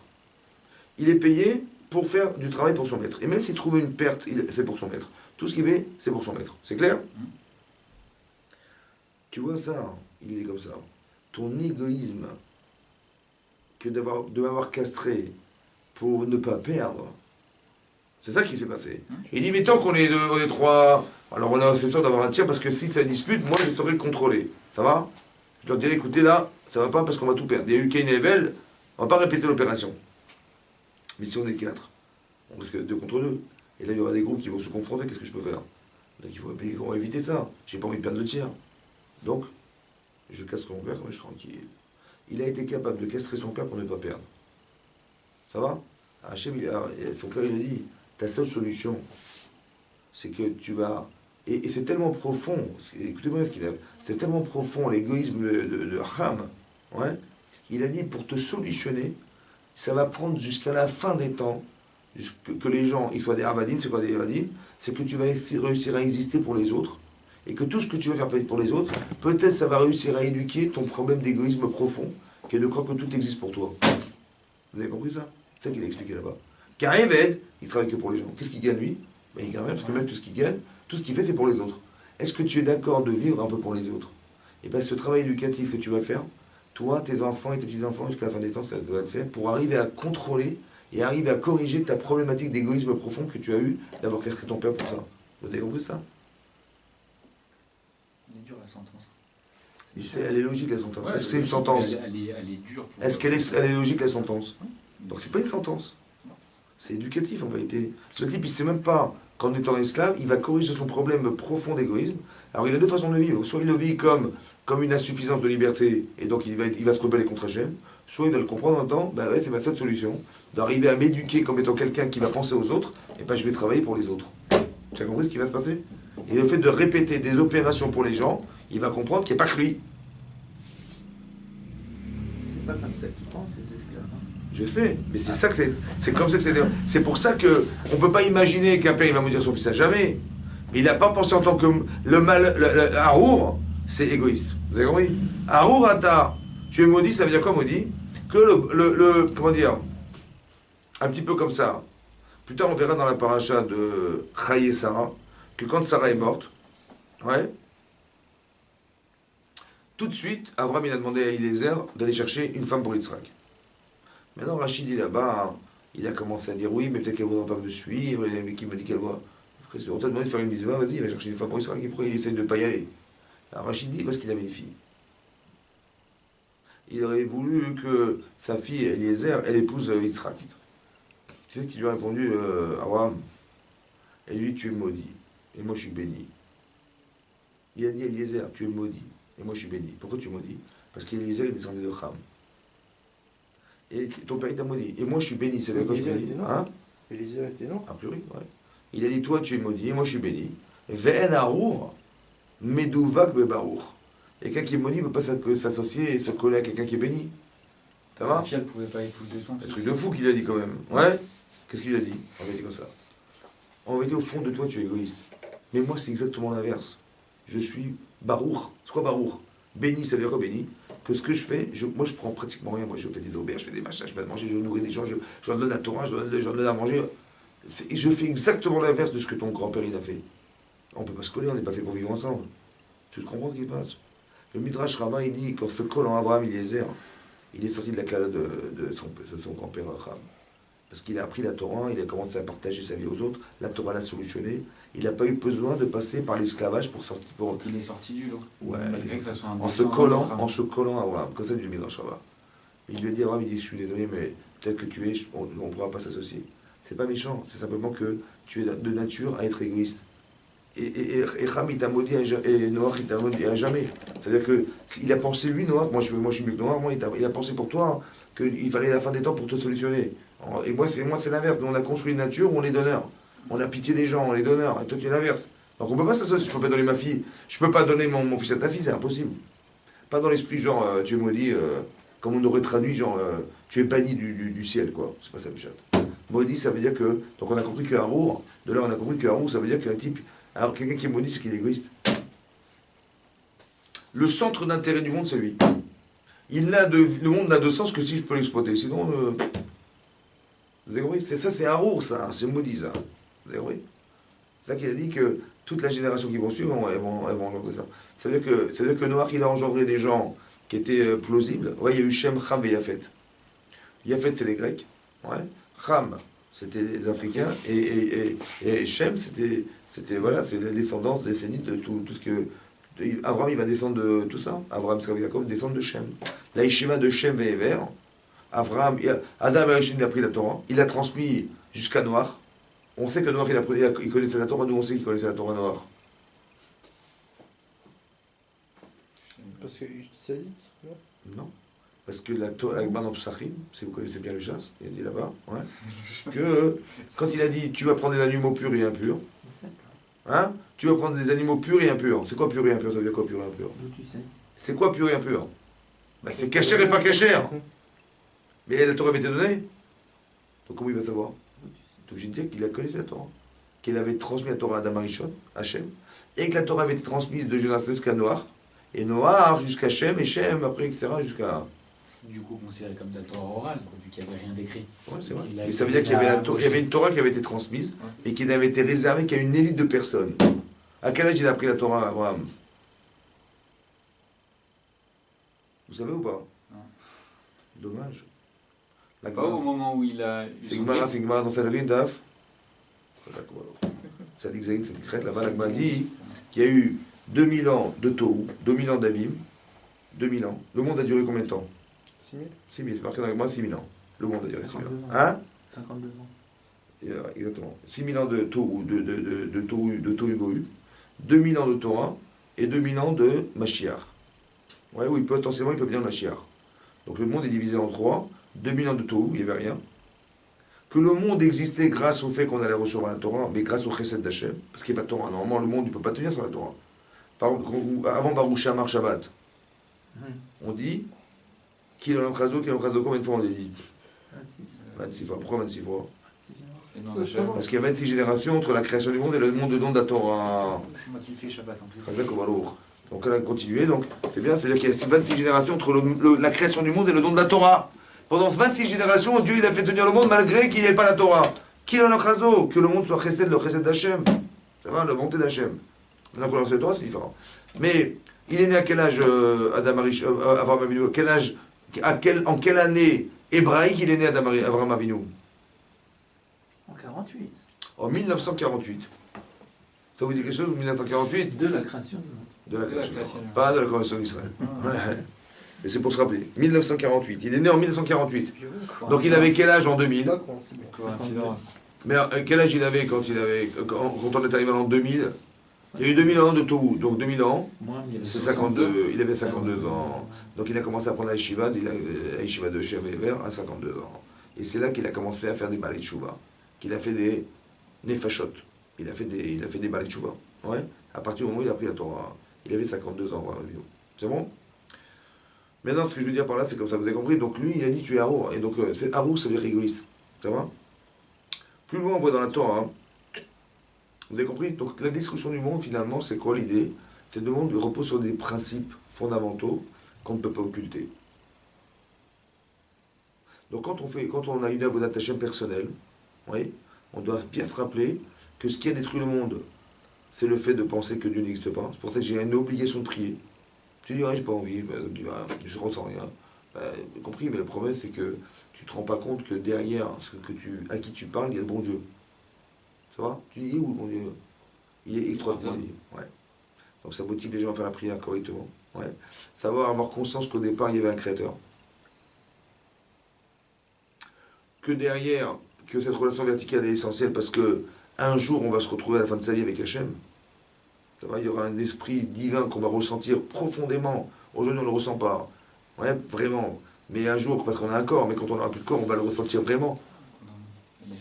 Donc on a besoin de se construire cette relation 3 fois par jour pour arriver à entretenir cette relation forte avec Hachem. Ça, c'est la tefila. À part ça, il y a la femme de l'autre. Ouais. Je sais qu'en lui prenant sa femme, je le détruis. Donc je sais que je me construis par mon épouse. Et je sais que mon épouse, elle se construit par moi. Donc j'ai besoin d'être performant dans ma faculté d'être un homme. Et j'ai aussi besoin d'être performant dans la capacité à comprendre le féminin. Parce que c'est ça qui va nous construire à jamais. Aujourd'hui, on est séparés de corps, mais un jour, on sera complètement attachés. On n'en a pas, on sera collés. Mais comment je me colle à ma femme? Parce que je me suis collé avec elle, que je me colle avec elle. Je comprends ma femme, je ressens, elle me manque, etc., etc. Ce sentiment-là, c'est le sentiment de lien que je crée avec elle. En vérité, ce qui nous sépare, ouais, parce qu'on a des reproches à se faire l'un l'autre, le but du shalom baït, c'est d'éliminer ce qui nous sépare pour se recoller. Vous comprenez? Quand je dis recoller, ça veut dire qu'on se sente, on se ressente, on a le besoin de vivre ensemble, on sait qu'on a construit les choses ensemble, et ça prend des années, ça prend toute notre vie en fait, jusqu'à notre mort. Mais en vérité, on crée spirituellement cette relation avec ton épouse, ouais, pas dans l'intérêt physique de la relation uniquement, mais dans l'intérêt spirituel. Tu comprends? Que les gens vous diront, tous vous diront, les hommes vous diront, tout ce que j'ai réussi à faire, c'est grâce à ma femme.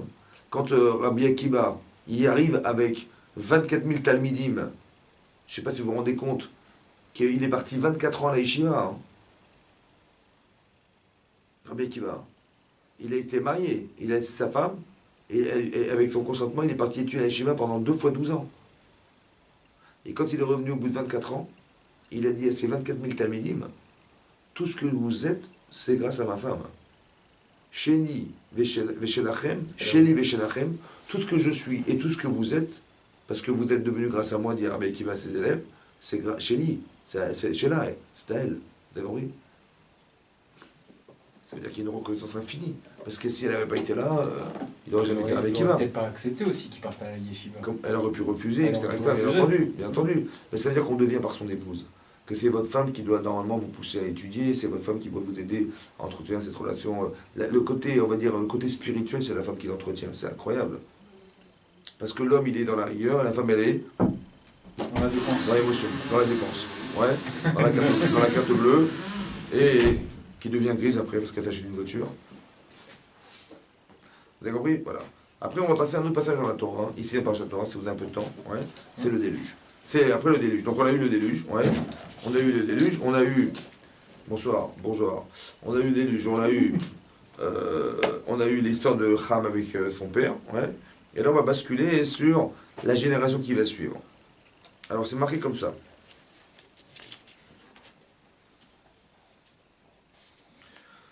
Voilà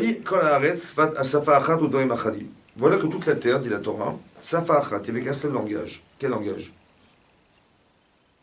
L'hébreu, l'anglais, le français? L'hébreu. Rachid dit l'hébreu, la Shana Kodesh. Les gens ne parlaient que l'hébreu. Ça va? Il n'y avait qu'un seul langage. Udvarem Achadim et une seule idéologie. En voyageant à l'ouest, donc le monde entier est concentré dans Noach, sa femme, ses enfants, ses belles-filles, et les enfants qu'ils ont eus. Ils ont voyagé dans la direction de Kedem, donc à l'ouest. Veimseu Bika, ils ont trouvé une vallée. Beres Shin'ar, dans le pays de Shin'ar. Vaishvu Sham, ils sont restés là-bas. Vayour, ils ont dit Ish El Reu, un homme à son prochain. Abad Ivdel Veni, venez, on va construire des briques. Veni Srefa les Srefa, on va les brûler. Donc on va les chauffer au four. Veillez la M, El Evena Leven, Veven, Yelaem la Chomer. Et donc il a dit qu'on va fabriquer des pierres à partir de briques. Et on va fabriquer du Chomer, c'est du bitume. Ouais. On va se construire une ville. Ou Migdal et une tour. Verosho Bashamaïv. Le sommet de la tour, elle va arriver au ciel. Ouais, la Gemara dit, tu crois qu'il va arriver au ciel? C'est une idée, il faut comprendre, ça veut dire quoi arriver au ciel? Ouais, c'est quoi arriver au ciel? Naselanu Shem, faisons-nous un nom. Pen Nafus al Pener al Kolares, de peur qu'on s'éparpille sur la terre. Donc ce qui va nous rassembler, c'est la valeur constructive de notre Shem, notre nom, qui va nous rassembler. Ça s'appelle du communisme. Vayered Hashem lirot, Hashem est descendu voir, et Taïr et Damigdal, la ville et la tour, Asher Banu Bede Adam, qui avait construit les fils de l'homme. Vayomer, il a dit Hashem. En Am Echad, ils sont un peuple uni. Vesafachat, un seul langage. Lekula. Veze Ichila la Asot, et Atalo Ibatser Mehem Kol Asher Izamu la Asot. Je ne vais pas laisser faire ce qu'ils ont pensé faire. Abba Nirda Venavla Hacham Sefadam. Venons, descendons, et mélangeons leur langage. Asher Loish Mehu Ish Selatreu, de façon à ce qu'ils ne se comprennent pas l'un l'autre. C'est le deuxième Maboul là. Le Maboul, c'était quoi? De détruire les êtres humains. Ouais. Mais là, il a carrément déstabilisé le langage des gens. Ils ne se comprenaient plus donc. ça a explosé de l'intérieur, et après chacun, puisqu'ils ne se comprenaient pas, donc ils n'ont pas pu projeter de faire ensemble quelque chose qui allait contre Hachem. Ouais. Très intéressant qu'ils avaient un seul langage, une seule idéologie. C'était quoi la tour en fait? C'est quoi l'histoire de la tour, la ville? C'est quoi cette histoire? Vous avez compris quelque chose là-dedans? Alors Rachid explique comme ça.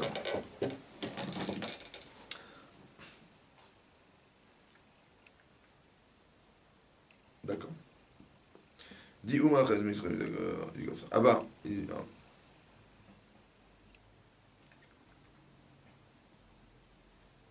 Il dit comme ça.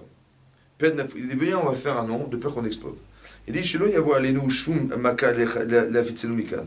On va avoir une idéologie philosophique qui va faire qu'Hachem ne pourra pas nous faire comme il a fait pour le déluge, qu'il a exterminé les êtres humains.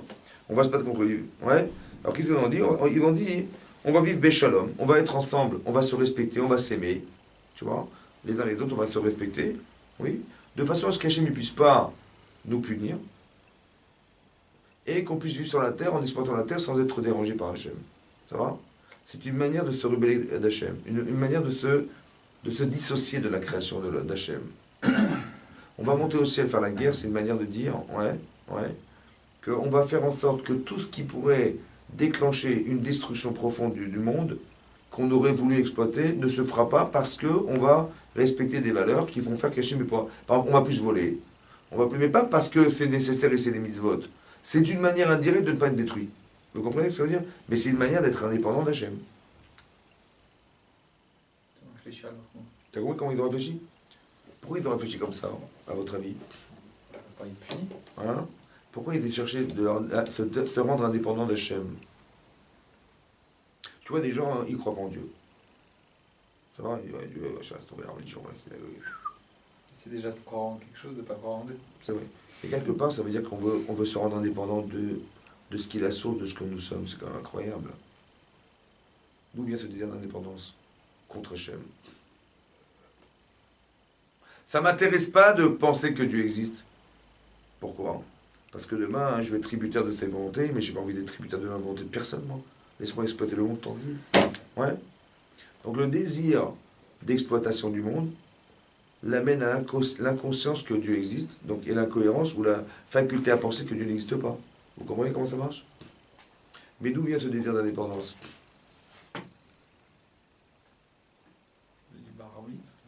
D'où vient le désir d'indépendance? Est-ce qu'il est positif ce désir d'indépendance? Oui, mais pas contre Dieu. Donc c'est un problème d'orientation, de compréhension de l'indépendance. Est-ce que vous comprenez ça? Mais d'où vient D'où ça vient ça? Quelqu'un n'est pas rebelle contre Hachem en fait. C'est qu'il a une compréhension de l'indépendance qui est fausse et qui l'amène à se rebeller contre lui. C'est ça qui est marqué ici. J'ai vu une fois dans le Maharal de Prague, il explique, dans la page de Bereshit, sur un Rashi là-bas. Parce que le Maharal de Prague, il a écrit beaucoup de livres, ouais. Et dans ces livres, il y a un sefer qui s'appelle le Gourarié, qui est un pirouche, une explication sur ce qu'il dit Rashi. D'accord? Et là-bas, il dit que quand dans la paracha c'est marqué qu'Hachem a créé l'homme, Vaïpar Be'apav, il a insufflé dans ses narines, Nishmat Raïm, un souffle de vie. Il lui dit, c'est quoi la nature de cette vie? De quoi il fait de cette vie? Ouais. Alors il dit, il amène un passouk dans Michelet, que Shlomo HaMelech il a écrit. Michelet, c'est des proverbes. Ouais. Et là-bas, Shlomo HaMelech il écrit que Sonné Matanot, celui qui haït les cadeaux, il vivra. Un type il vient et dit voilà, je vais te donner ça, je vais te donner ça. Je dis, non, je veux rien recevoir de toi, laisse-moi tranquille. Pourquoi je n'ai pas envie de recevoir de lui? Parce que demain, s'il me donne, je vais être redevable, et si je vais être redevable, je vais être prisonnier de lui. Donc je ne veux pas recevoir de cadeaux. Je vais haïr les cadeaux des autres pour ne pas être tributaire des autres. Oui, non. Sonné Matanot, Yichye. Celui qui refusera les cadeaux, il vivra. Donc c'est quoi vivre? C'est être indépendant. C'est être indépendant. Chaim, c'est quoi? La vie. L'indépendance. Sonné Matanot, Yichye. Il vivra. C'est quoi vivre? Être indépendant. Donc tu veux que la nature de l'indépendance, c'est d'être libre. Oui, non. La nature de la vie, c'est d'être indépendant, pardon. Oui. Donc c'est quoi Nishmat Chaim? Un souffle de... D'indépendant. C'est ce que c'est que la Neshama? C'est ton désir d'être indépendant. Il y a deux façons de comprendre. Soit tu es indépendant, c'est-à-dire que tu es seul. Ouais. Mais c'est marqué dans la Torah, l'otov iyot adam levado. Ce n'est pas bien qu'un homme soit seul. Donc c'est une fausse compréhension. C'est-à-dire être seul, c'est de se passer de tout. Oui ou non? Est-ce que c'est ça l'indépendance?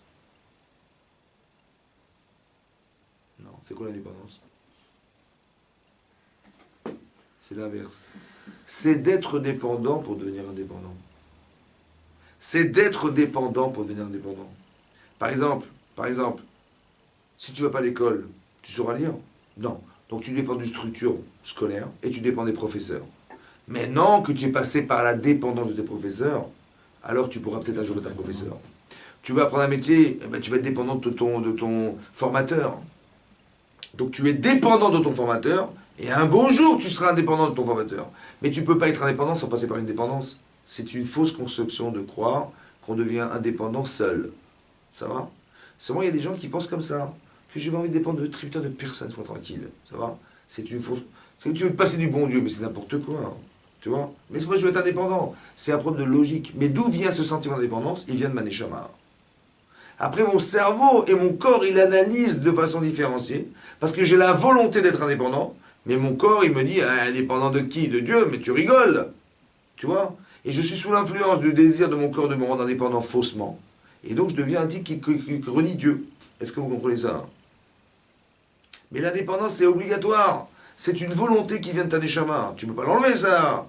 C'est moi, comment tu l'as traduit dans ton existence? Tu comprends le problème? Vous avez compris? C'est ça la tour de Babel. C'est quoi la tour? Là-bas, le Netziv, il explique, là-bas, dans le mec d'Amar, il y a un sefer, il a écrit, le mec d'Amar, il a écrit un sefer. Il dit que la tour, c'est quoi? Ben, c'est comme il marche même les églises. Le type, on les met toujours sur une colline. Pourquoi? Parce que d'où tu es, on te voit. Et où tu te trouves, on tu la vois. La tour, elle est énorme. Où tu te trouves, on peut te voir partout. Parce qu'on est dans une vallée, donc le type, il est en haut de la tour, il te voit en permanence. Tu es vu en permanence où tu te trouves. Et toi, où tu te retrouves, tu vois la tour. C'est-à-dire qu'il y a une manière permanente de t'enfermer dans un système dans lequel tu ne pourras pas sortir. Tu as compris ça? C'était ça l'idée. Safa Achat, on a un seul langage. Pas double langage. Avec un seul idéal. C'est vivre ensemble contre Dieu. C'est clair? C'est ça qu'il voulait. Alors, comment ça se fait qu'ils ont pensé ça? Alors, écoutez bien. Très important. Vayered Hachem Lirot. Hachem est descendu voir. Et Taïr, la ville, Bet Amigdal et la tour. Asher Banu Bene Adam, qui avait construit les fils de l'homme. C'est qui cet homme? Les fils de l'homme. Mais non, des petits-fils de Noach. C'est qui les fils de l'homme? Pas les têtes de Noé. Il fallait dire Noé. Ouais. Alors qu'ils avaient été tous noyés. Très bien. Rachi, qu'est-ce qu'il dit Rachi? On fait Rachi. Quand on ne comprend pas, qu'est-ce qu'on fait? Rachi. Parce que Rachi, c'est Roshi, ma tête. Okay. Rachi, il est comme ça. Vayered Hachem Lirot. Hachem est descendu voir. Utzrach Lekar, est-ce qu'on a besoin de dire qui c'était les fils de l'homme? Ouais. Et là, Bénémi, c'était les fils de qui? Les fils de qui? C'est qui les fils de l'homme? Il dit, Shema Bnei Chamoim Ukmaim, peut-être tu croyais que c'est les fils des chameaux et des ânes. Alors, on est des hommes. En fait, dit Rashi. Il dit, et là, Bnei Adam Arishon. En fait, Adam, c'est Adam Arishon. Les fils de l'homme, c'est Adam Arishon. C'est qui cet homme? C'est Adam Arishon. Le premier homme. Que quoi? Chez Kafa et Atova Ve'amar. Il a été Kafouï Tova, il a renié le bien qu'on lui a fait un jour, Adam Arishon. Ve'amar, il a dit, Aïcha Asher Nadataimali. Quand Hachem lui dit, pourquoi t'as fauté? Pourquoi t'as mangé de l'Etzada? Il dit, c'est pas moi, c'est la femme que tu m'as donnée. La femme que tu m'as donnée. Est-ce qu'Hachem lui a donné une femme pour le faire fauter? Non. Donc quand il a dit ça, il a dit quoi en fait? Kafouï Tova, ça veut dire quoi Kafouï Tova? Il a renié le bien qu'on lui a fait d'avoir donné une femme. Il a renvoyé un Hachem, il dit, la femme, mais c'est elle qui m'a fauté, c'est à cause de toi. Truc de fou, quoi. Il dit, c'est ça, Adam. Maintenant, écoutez, bien. Ça va, vous avez compris ça? Truc de fou, hein. Il dit donc, qu'est-ce qui se passe? Il dit, Afelou, même eux, les petits-enfants de Noir, Kafou, Betovar, ils se sont rebellés contre le bien qu'on leur a fait. Limrod, Bemish, Piam Tovar, de se rebeller contre celui qui avait insufflé du bien pour ces gens-là. Chez Malta Midamaboul, qui les avait sauvés du déluge. Eux, ils sont qui, eux? Les rescapés Du déluge. du déluge. Les enfants des rescapés Ils ont du quand même déluge. voulu Au lieu de se- dire Baruch Hashem, on aurait pu tous être noyés dans la mer, On a et dit dans ça. les eaux, et dans les machins, et Dieu nous a sauvés. Ouais, ils n'ont pas eu ce réflexe. Pourquoi? Pourquoi? Rachid dit pourquoi? Redevable. Pourquoi ils n'ont pas été redevables? À cause de Vous dame. voulez pas À cause d'Adam. J'ai rien fait. Mais tu te rends compte ou pas? À cause d'Adam, ça veut dire quoi? Ça veut dire qu'il y a combien de générations entre Adam et les petits enfants noirs? 10, 14, Il y a combien de générations entre Adam et Noir? 10, 10, très bien. Marqué en période, 10 générations. Entre Noir et ses enfants, 11, et entre ses enfants et ses petits-enfants, 12. il y a 12 générations entre Adam et... Tu vis dehors. La tour. Tu sais pourquoi ils ont été manquants de reconnaissance du bien qu'on leur a fait un jour? Tu sais pourquoi? Parce qu'ils descendent de Adam. Le problème que tu vois là, il était déjà là-bas. Ça veut À dire quoi? cause de la femme qui lui a Parce donné- qu'un jour il a dit, parce qu'il a dit un jour à Hachem, c'est la femme que tu m'as donnée. Est-ce que vous vous rendez compte, écoutez-moi bien avant que je m'énerve, est-ce que vous vous rendez compte qu'on peut avoir des problèmes de couple et que ça peut engendrer chas shalom, que nos petits-enfants, ils vont renier Hachem un jour? C'est ça qui est marqué là. Est-ce que tu comprends ça? Adam, tu comprends ça? Qu'un type il dit, mais il va jeter sa femme, machin, pour moi ça veut dire deux choses. Que le manque de reconnaissance du bien qu'il devait avoir vis-à-vis d'Hachem, qui lui a procuré une femme, aurait pu permettre à ses petits-enfants de ne pas faire la tour de Babel et de se détruire. Parce que normalement, tu devrais dire merci. Et là, qu'est-ce qu'il a dit? Ils ont dit, on va se rebeller contre bon Dieu. Tu sais pourquoi ils sont rebellés? Parce qu'il n'y a pas de reconnaissance présente dans leur esprit. Donc il n'y a rien à reconnaître, donc il n'y a pas de contradiction, il n'y a pas de contradiction, donc ils vont se rebeller. Il n'y a rien qui contrebalance le désir de vouloir être indépendant. Si un homme il a un problème parce qu'il dit je voudrais bien être indépendant de Dieu, mais je peux pas à la fois respirer, vivre dans un monde que Dieu m'a donné et renier ce qu'il m'a donné, je peux pas. Donc je suis obligé de penser que l'indépendance c'est autre chose. Mais si je n'ai pas de reconnaissance du bien, donc je n'ai pas besoin de croire que je suis redevable. Donc je n'ai pas besoin de croire que je suis fauteur quand je me rends dépendant d'Hachem. Vous comprenez ça? C'est-à-dire qu'on doit développer la reconnaissance du bien pour arriver à ne jamais à jamais pouvoir renier que Dieu, on lui doit tout. Vous comprenez ça? Et donc on pourra pas se rebeller, donc on sera des gens religieux dans la Torah parce qu'on reconnaît le bien. La source profonde de la création du monde et tous les bienfaits qu'Hachem nous fait par milliards, c'est d'arriver à avoir cette reconnaissance et de dire au moins que je fasse, au moins je mette mes tefilines. Tu as compris? Au moins que je fasse Shabbat. Parce qu'avec tout ce que je lui dois, mais le minimum c'est de faire Shabbat. C'est un petit peu comme, excuse-moi, un petit peu comme, j'ai une mitzvah de respecter mon père et ma mère, d'honorer mes parents, oui et non.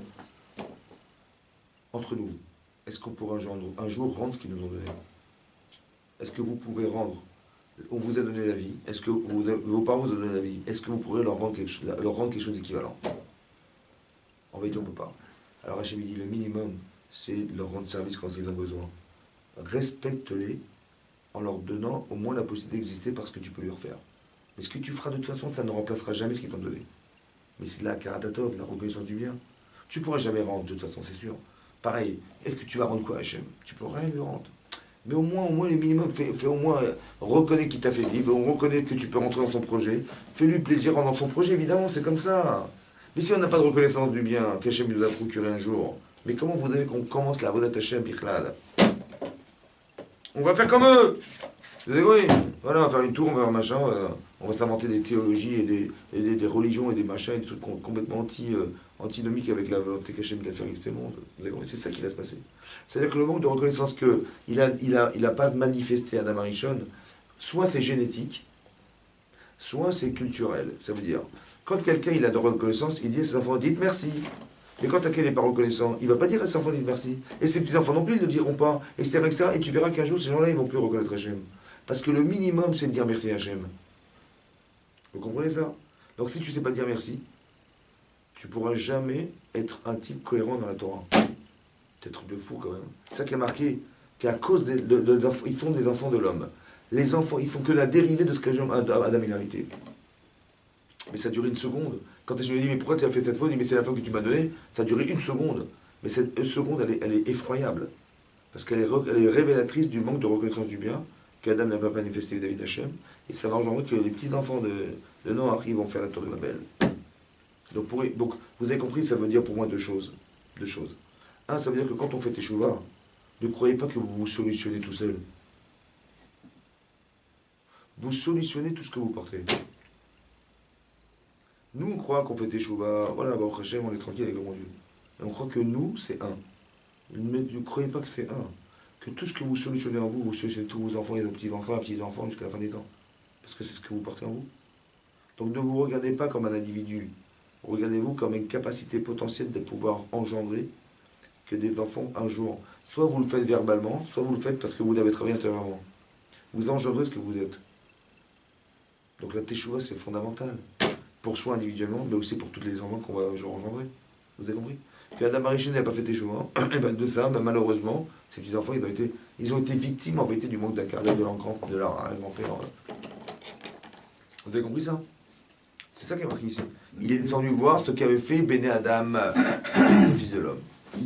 Mais chaque fois qu'on voit, vous avez vu, le point commun, le fil conducteur de toute la paracha, c'est que quand on rentre dans une forme égoïste, je vole les autres, je fais pratique à Vodazara, je vole la femme de l'autre, ouais.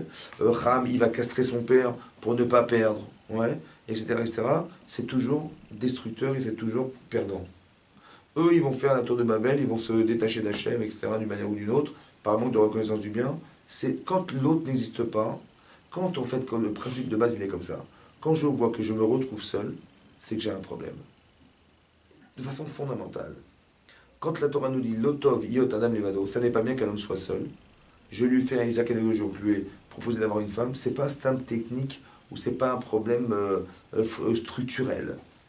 La Torah n'est pas dans la structure, la Torah est dans le fondamental. Quand tu te retrouves seul, c'est que tu as un problème. Tu comprends? Quand tu t'isoles dans ton égoïsme, quand tu t'isoles dans soi-disant ta raison, quand tu ne peux pas partager, tu vois des gens qui sont dans la solitude et le machin, et tu dis, bah, chacun ses galères, ça va? Ça te touche pas, ou tu te... Ben, finalement, tu es seul, mais c'est pas Tov. Jamais, jamais Tov. Il t'arrive un truc, dis merci Hachem en permanence. Une fois avec ça, j'ai été maîtresse, un truc de fou avec ça. Une fois, je t'avais dit ça. Qu'un jour, Hachem, il a dit à Abraham Avinu, amène-moi ton fils en sacrifice. Rachid dit pourquoi? Parce qu'il y a 32 ans, il y a 35 ans, quand il a eu cet enfant, il n'a pas amené de sacrifice pour remercier Hachem. Abraham. Je crois qu'il ne voulait pas en avoir. Abraham, il ne voulait pas en avoir. Non, il ne pouvait pas en avoir. Oui, mais il en a eu un finalement. Il a pris banque. Il a eu un enfant à quel âge? 99. À quel âge il a? Enfin, à 100 ans. Sa femme, elle a 90 ans. Et il a perdu l'espoir et il a eu un enfant. C'est un cadeau fantastique ou pas? C'est pas seulement d'avoir un enfant qui est un cadeau fantastique. C'est que tous ces projets, que de créer le clan Israël pouvaient se réaliser concrètement aujourd'hui. Avec cet enfant. Bon, ben, il n'a pas amené de sacrifice pour remercier Hachem. 35 ans plus tard, ouais, il a dû amener son fils en sacrifice. Parce qu'il n'avait pas amené en sacrifice quelque chose. Ça va? C'est logique ça ou pas? Il aurait dû amener un petit agneau pour remercier Hachem en offrant de ce qu'il lui avait fait d'avoir procuré le bonheur d'avoir un enfant. Ouais, ouais. Il n'a pas amené un agneau, il m'a amené son fils à la place. C'est logique ou pas? Combien ça coûte un agneau? Pas cher. Combien ça coûte un enfant? Très cher. C'est pas logique, c'est pas proportionnel, c'est pas à l'échelle de ce qu'on imagine. Ah, c'est quoi le pshat? Hachem, il attendait peut-être la reconnaissance Non. vis-à-vis d'Abraham. Il n'y avait plus de reconnaissance. Amène-lui 50 agneaux. À ce moment-là, il n'y a pas de reconnaissance. 2000 agneaux, voilà. Mais tu dis, je t'ai pas amené un agneau, tu me demandes de donner mon fils.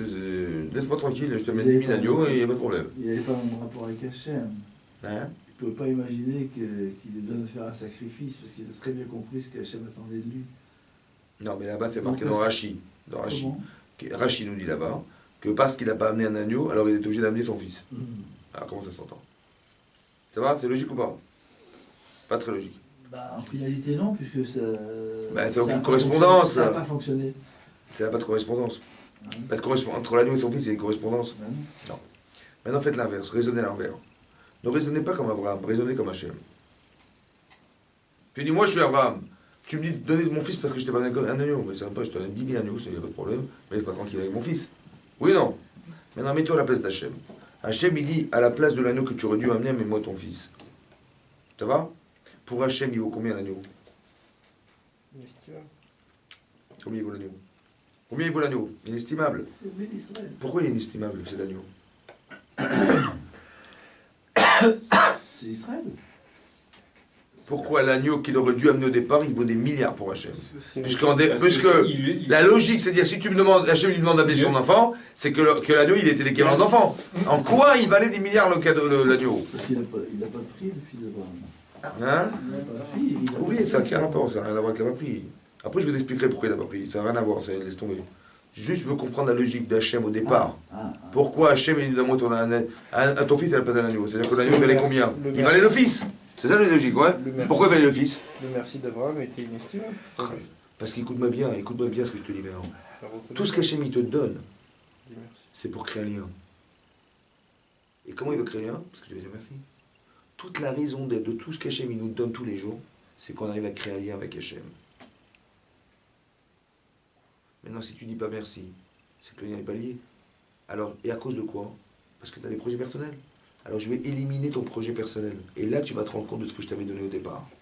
Tu as compris ce qu'il a fait Hachem? C'est pas une punition, c'est une prise de conscience. Que à la fin du mois, tu as un chèque, tu dis merci Hachem. Il t'arrive un truc aujourd'hui, tu as des enfants qui vont en bonne santé, ils apprennent la Torah, dis merci en permanence à Hachem. Et en faisant ça, qu'est-ce que tu fais? Tu fais un travail de lien. Tu tresses des liens avec Hachem. C'est ça pour ça qu'il t'a créé. Tu as compris ou pas? Parce qu'après, on va partir ici, un jour, on va partir d'ici. Donc il faut qu'on ait ce lien. Mais toutes les occasions qui sont données pour pouvoir le faire, donc si j'ai occulté le fait de le faire, alors à cause, ça sert que le projet continue. Vous avez compris ce que je veux dire? C'est fondamental, ça. On doit développer ce sentiment profond. C'est pour ça que pour Hachem, il valait des milliards. Parce que le milliard, ça veut dire quoi? Ça veut dire que si on n'est pas capable de lier des liens... Pourquoi tu crois que je t'ai créé un monde d'avoir des enfants toutes les années? Parce que maintenant tu vas l'avoir, tu vas me dire merci à 100%. Et maintenant, on est liés tous les deux. Donc la souffrance, que j'ai engendrée d'Hachem à Abraham, c'était pas pour l'embêter.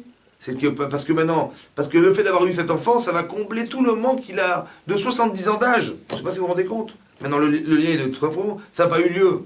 Dommage, tu vois ce que je veux dire?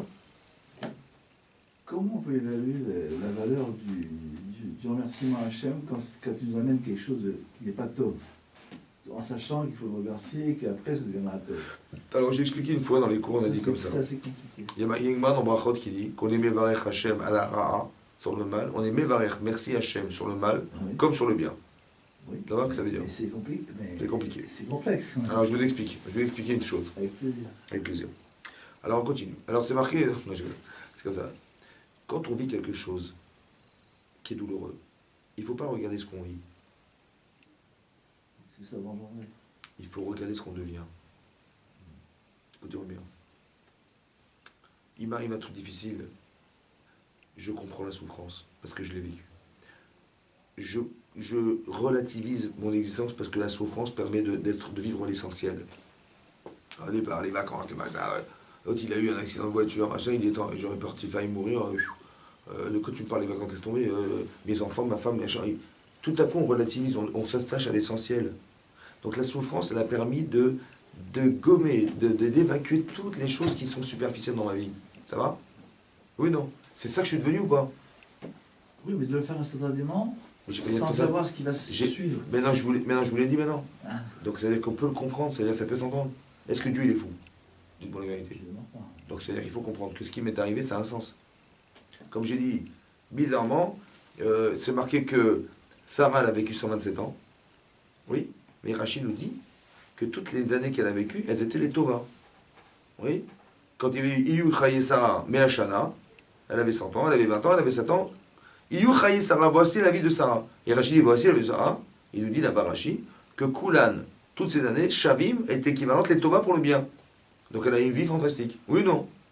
Une femme qui n'a pas eu d'enfant pendant 90 ans, fantastique. Elle a failli se faire violer par un Miller, fantastique. Elle a été obligée de donner une femme à son mari pour avoir des enfants, Chazak ou Baruch. Elle est morte de crise cardiaque en apprenant que son fils allait mourir. Elle a une vie extraordinaire, Baruch Hashem, une vie de bonheur elle a une belle vie, quoi. Ça en fout. Hein? Elle a une belle vie ou pas? Ça en fout. Alors, c'est quoi la Tova, non? Ben voilà. C'est quoi la la question. C'est quoi la Tova? la Tova. Là, écoutez-moi bien, la Tova, c'est que Sarah, hein, je pense comme ça, que Sarah, elle a dû aimer son enfant, mais 1 milliard de fois plus que nous, parce que nous, on a eu des enfants comme tout le monde. Comme tout le monde. D'accord? Donc la Tova, c'est quoi? C'est que l'intensité d'émotion qu'elle a dû avoir est énorme. Qu'elle a eu des épreuves difficiles. Ouais. Que tu as passé avec. Est-ce qu'elle aimait son mari comme tout le monde? Non. Elle a été obligée de donner une femme à son mari pour avoir des enfants. Elle l'aime comme nous. Mais c'est ça qu'elle est devenue.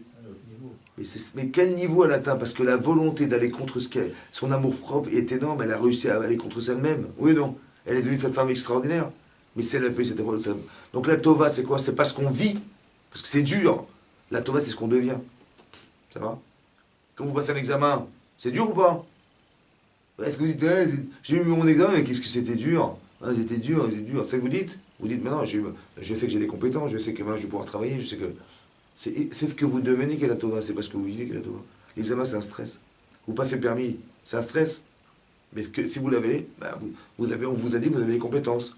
Vous n'êtes pas en train de vous plaindre d'avoir passé le permis, vous êtes heureux de l'avoir eu. Donc vous êtes heureux de devoir savoir que vous êtes devenu cet homme. C'est ça le pshat. On me dit merci Hachem, parce que je sais ce que tu m'as envoyé, ça m'a construit. Et si j'ai dû passer par cette étape, c'est que sans ça, j'aurais jamais pu atteindre ce niveau-là, jamais de ma vie. En vérité, c'est un accélérateur de conscience, la souffrance. Vous avez compris ce que je veux dire? Par exemple, quelqu'un il est malade. Il s'attache à Hachem ou pas? Mais toi, tu peux prier toute ta vie, tu n'arriveras jamais de ta vie entière à ce niveau-là. Donc, il est où le mal? Nous, on regarde physique, donc c'est sûr que c'est mal. Mais quand tu vois spirituel, mais c'est fantastique. C'est ça la tova. La tova, c'est ce qu'on devient spirituellement. Ce que vous devenez spirituellement, c'est une tova extraordinaire.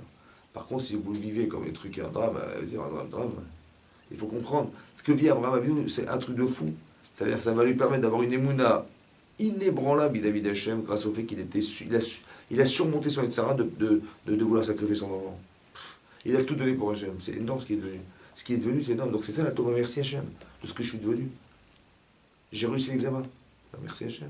Il ne faut pas regarder l'événement tel que je le vis parce que c'est un drame. Il faut regarder ce que je suis devenu par ça. Et ça, c'est fantastique. Oui, mais... C'est ça la bracha. Je suis mévarer sur la conséquence, pas sur le vécu. On n'est pas mévarer sur une drap. On n'est pas des malades mentaux. On m'a foutu une piqûre, merci beaucoup de la piqûre. Non. Grâce à la piqûre, j'ai un vaccin, ça m'a sauvé la vie, j'ai pas eu la polio. Tu as compris? Donc c'est la conséquence, je suis mévarer sur la conséquence, pas sur ce que j'ai vécu, c'est évidemment. Mais on sait bien quand même que la douleur du moment, elle laisse des traces. Mais il faut les transformer positivement. Regardez ce que vous devenez. Non, elle laisse des traces quand même. Écoute, mais pas dans le mauvais sens. Si vous faites de la musculation, ça vous fait mal au bras ou pas? On voit bien une... Voilà. Si vous faites de la musculation pour vous muscler les bras, ça vous fait mal? Non, on voit bien une maman. Ça vous fait mal ou pas? Oui, mais là on parle de... Mais est-ce que ça vous fait un traumatisme? Non. Et pourquoi? Non, mais je vous prends pas pour un idiot. Hein. Non, quand je vous dis, vous faites de la musculation, ça vous fait mal au bras ou pas? Oui. Pourquoi vous n'avez pas de traumatisme? Ça fait mal. D'accord, ça c'est un exemple Mais répondez-moi. physique. Mais répondez-moi. Psychologiquement. Répondez-moi. Psychologiquement, répondez-moi. Pourquoi ça vous traumatise pas psychologiquement? J'ai mal. Pourquoi vous dites pas ça? C'est pas aussi profond que... Je vais vous dire pourquoi c'est profond, et c'est très profond. Je vais vous dire pourquoi. Mais je vais vous dire pourquoi c'est profond. Parce que vous avez un but. Le but, c'est d'être musclé. Donc, j'ai pas mal. Mais quand vous n'avez pas de but, vous avez mal. Vous dites, pourquoi ça m'a fait mal? Bah, pour rien. Vous n'avez pas de but. Mais si vous avez un but, dites, je vais faire des études, je vais me casser la tête, je vais avoir la tête. Mais dans quel but? Bah, le but d'être performant, le but de savoir, le but de mieux réfléchir. Donc, vous souffrez ou pas? Ben non. Mais non. C'est-à-dire qu'on souffre que parce qu'on n'a pas d'objectif. Mais quand on a un objectif, on n'est pas en souffrance. C'est l'inverse. Je suis obligé des fois de passer par la souffrance pour arriver à quelque chose. Mais comme je sais où je vais gagner de l'argent, beaucoup d'argent, ben je vais ouvrir des entreprises, je vais me casser la tête, je vais prendre des risques, je vais prendre des machins. Mais je sais, mais est-ce que je souffre? Pas du tout, parce que je sais qu'au bout, je vais gagner ma vie. Non, mais là, On est en souffrance quand on n'a pas d'objectif. Il y a des positifs au bout, là. Mais dans tout, c'est comme ça. Dans quoi il n'y a pas de positif? Dites-moi un exemple, il n'y a pas de positif. Je sais pas, j'ai ma mère de 95 ans qui a perdu mon grand frère. Je pense pas que ça soit remise. Alors il faut le dire comme ça. C'était pas top. Alors écoutez-moi bien, je vais vous dire un truc. Si elle a pleuré sa mort, c'est qu'elle a cristallisé en elle à tout jamais l'amour de son enfant. Écoutez-moi bien. Elle est morte comment, Sarah? Comment elle est morte, Sarah? Pardon? Comment elle est morte, Sarah? Brutalement. D'amour pour son fils. Elle est morte de crise cardiaque. C'est ça, oui. Parce qu'elle a failli perdre son fils. Elle a eu tellement... C'était insupportable ou pas? Oui. C'est normal, ça? Évidemment que non. Évidemment que non. Après, c'est marqué dans la Torah, il est foutu, alors. Non, je veux dire, pas. Bon, quand dites-moi une réponse. pour nous autres êtres humains, ça paraît quand même. Bah ouais, donc la Torah, ce qu'elle dit, c'est débile, parce qu'on les a vus, J'ai nous. pas dit ça. Mais alors, dites-moi quoi, alors, dites-moi. Non, mais enfin. Mais c'est bon, une réponse que je vais vous donner, écoutez-moi bien. Arrêtez de regarder le physique. Elle est morte, crise cardiaque, son corps est tombé, elle est morte. Et qu'est-ce qu'elle a entériné en elle? Écoutez-moi bien. Son corps n'a pas supporté le fait qu'elle puisse plus transmettre d'amour à son enfant, elle en est morte. Ça veut dire que l'amour qu'elle avait, il était fort ou pas? Dans sa conscience, il est énorme ou pas? Elle est morte avec. Donc dans sa conscience profonde, elle a exprimé l'amour qu'elle avait de son enfant à en mourir. Ça lui restera éternel. C'est peut-être pour ça que la femme, la maman juive, captivante et envahissante, il vient d'où? Ça vient de Sarah peut-être. Parce qu'on descend de Sarah. Vous comprenez ou pas? Donc elle est où le mal? Essayez de comprendre que spirituellement, votre maman, elle doit comprendre que spirituellement, si elle est malade de la perte de son enfant, il n'est pas mort. Ça va? Il est mort physiquement, mais il n'est pas mort. C'est-à-dire quoi pas mort? C'est-à-dire qu'il est conscient. Et qui c'est qui souffre maintenant? Mais c'est lui. Parce qu'il voit sa mère dans cet état, il dit mais moi je suis mort pour ça, mais j'aurais préféré ne pas mourir. C'est lui qui souffre. Il faut dire à votre maman que si elle souffre de la mort de son fils, c'est normal.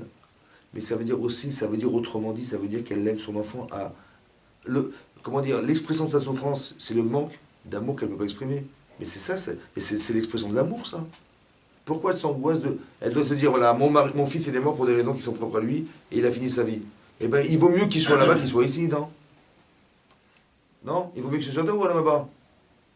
Et par égoïsme personnel, je dis, non, j'aurais voulu qu'il reste. Mais comment ça? Il est mieux là-bas, lui. Ça va? Donc j'ai dit, ben, mon fils, il est là-bas, ben, tant mieux pour lui.